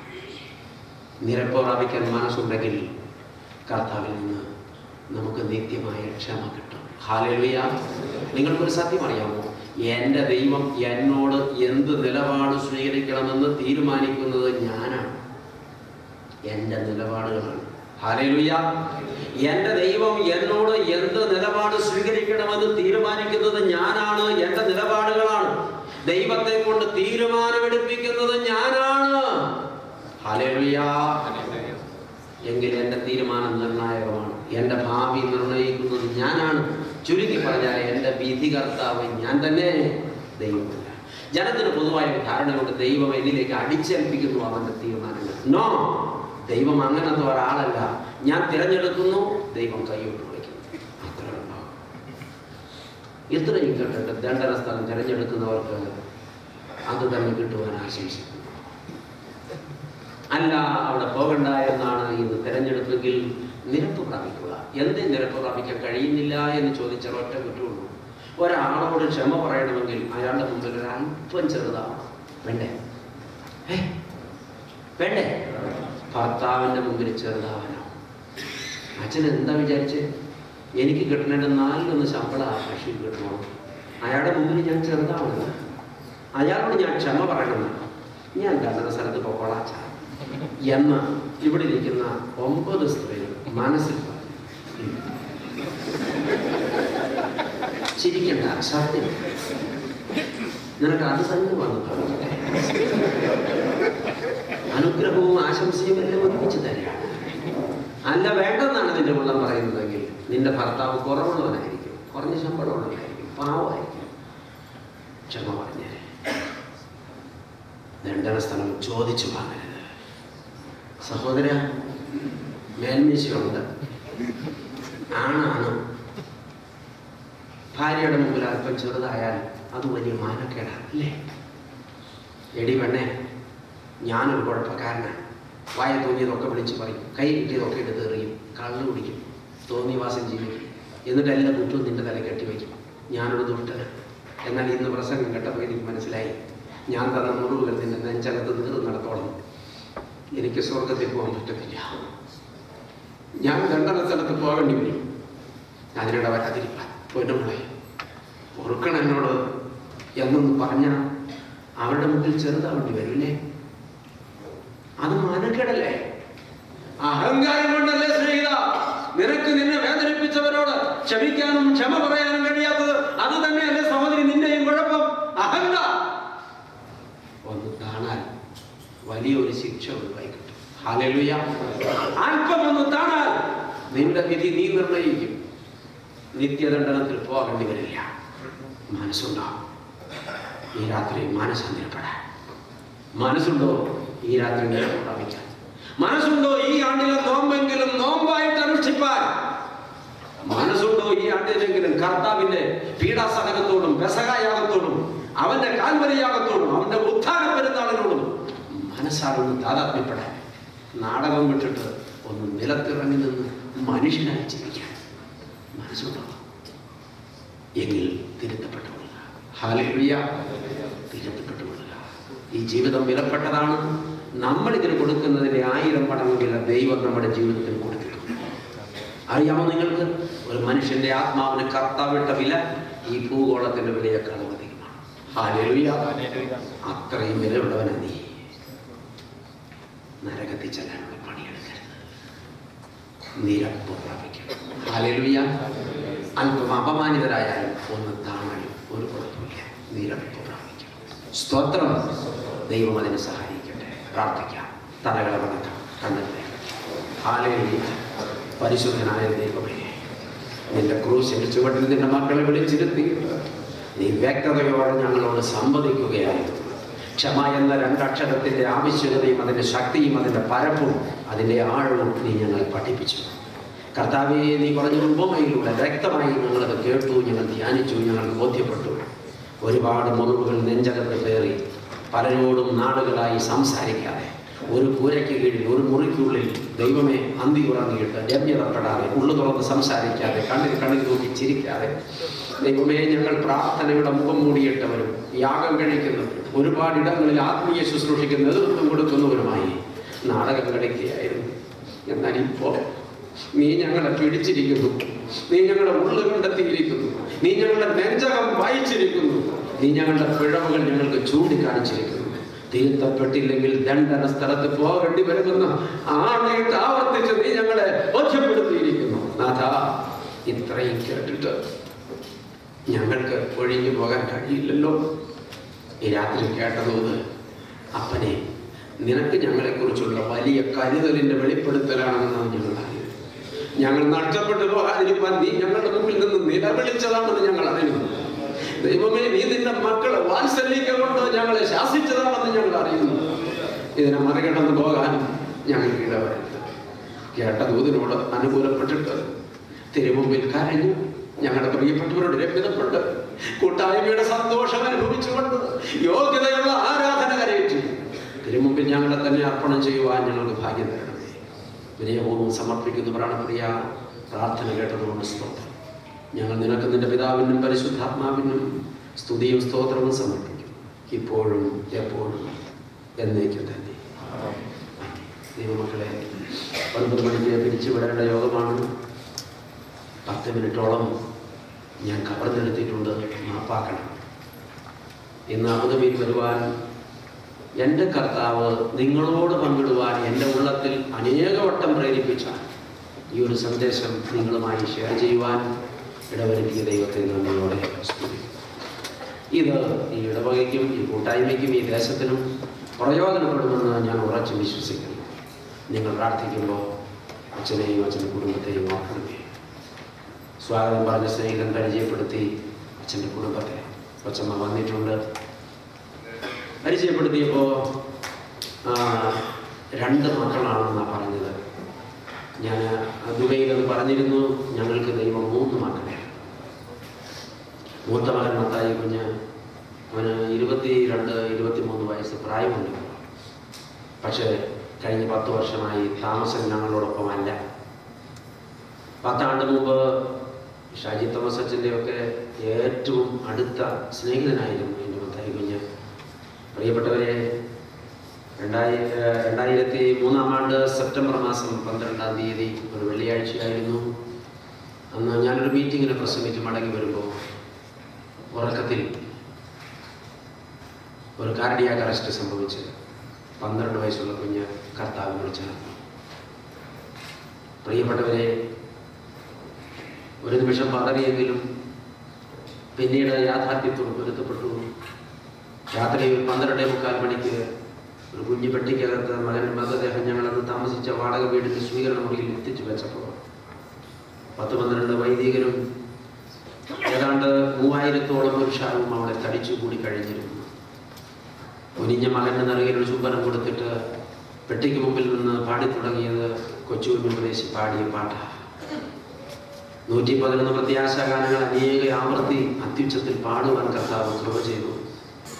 സ്വന്തം മകന്റെ വേർപാടിൽ മനം തകർന്നു പോയ അച്ഛനെ ഏതു വാക്കുകൊണ്ട് ആശ്വസിപ്പിക്കുമെന്നറിയാതെ മെത്രാപ്പൊലീത്തമാരും അച്ഛന്മാരും വീർപ്പുമുട്ടി നിൽക്കുന്നത് കണ്ടപ്പോൾ സ്വന്തം കുഞ്ഞിന്റെ പെട്ടിക്കെടുത്ത് എഴുന്നേറ്റ് നിന്ന് 1.5 മണിക്കൂർ മകന് വേണ്ടി ചരമപ്രസംഗം പറഞ്ഞ ഒരപ്പനാണ് ഞാൻ. പതറിപ്പോയില്ല, തളർന്നു പോയില്ല, വാടിപ്പോയില്ല.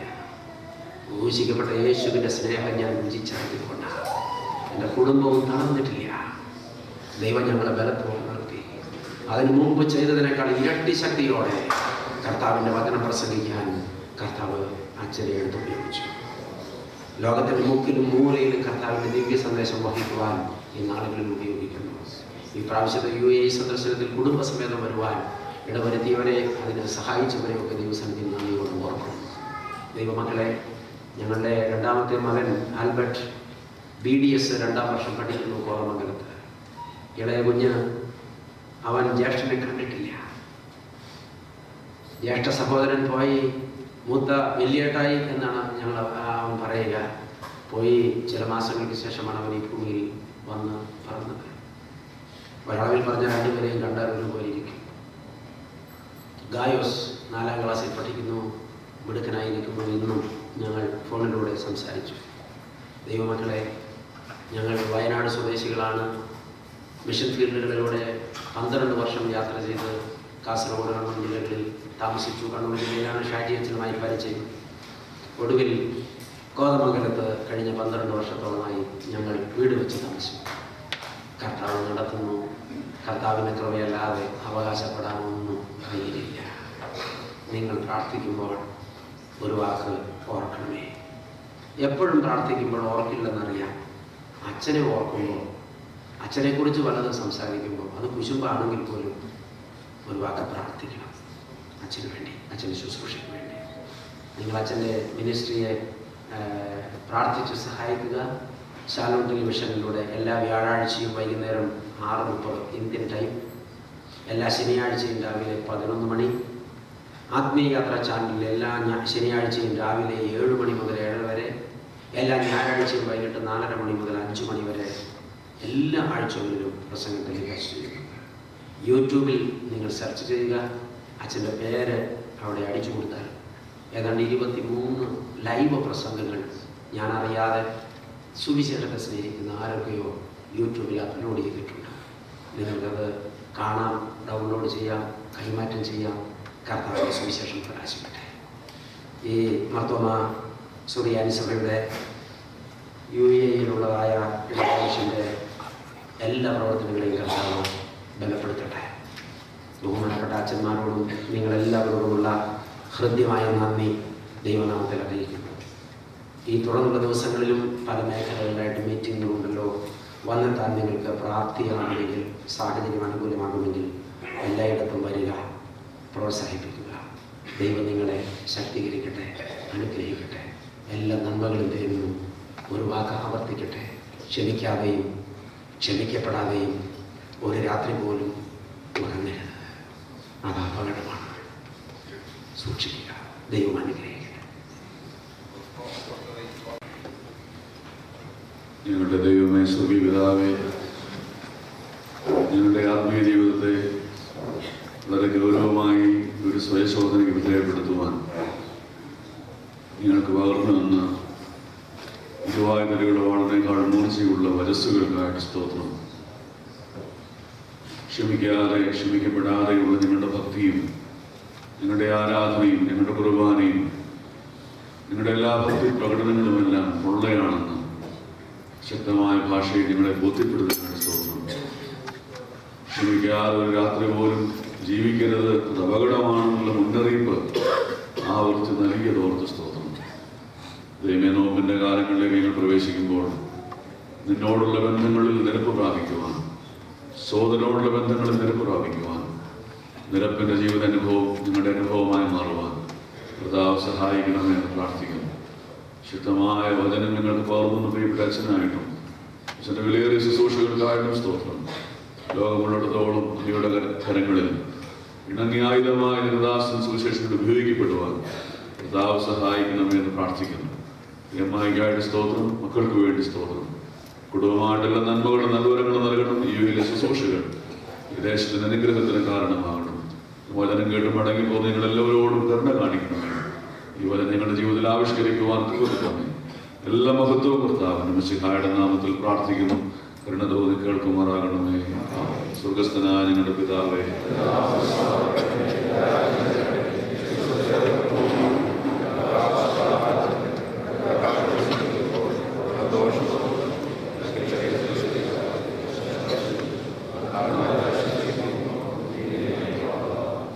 ആശീർവാദം പ്രാപിക്കാം. പിതാവും പുത്രനും പരിശുദ്ധാത്മാവുമാകുന്ന ത്രിയേക ദൈവത്തിൻ്റെ കൃപയും ആവാസവും വാത്സല്യമുള്ളവരെ നിങ്ങളെല്ലാവരോടും കൂടെ ഇന്നും എന്നാളും എല്ലായ്പ്പോഴും ആവസിച്ചിരിക്കുമാറാകട്ടെ.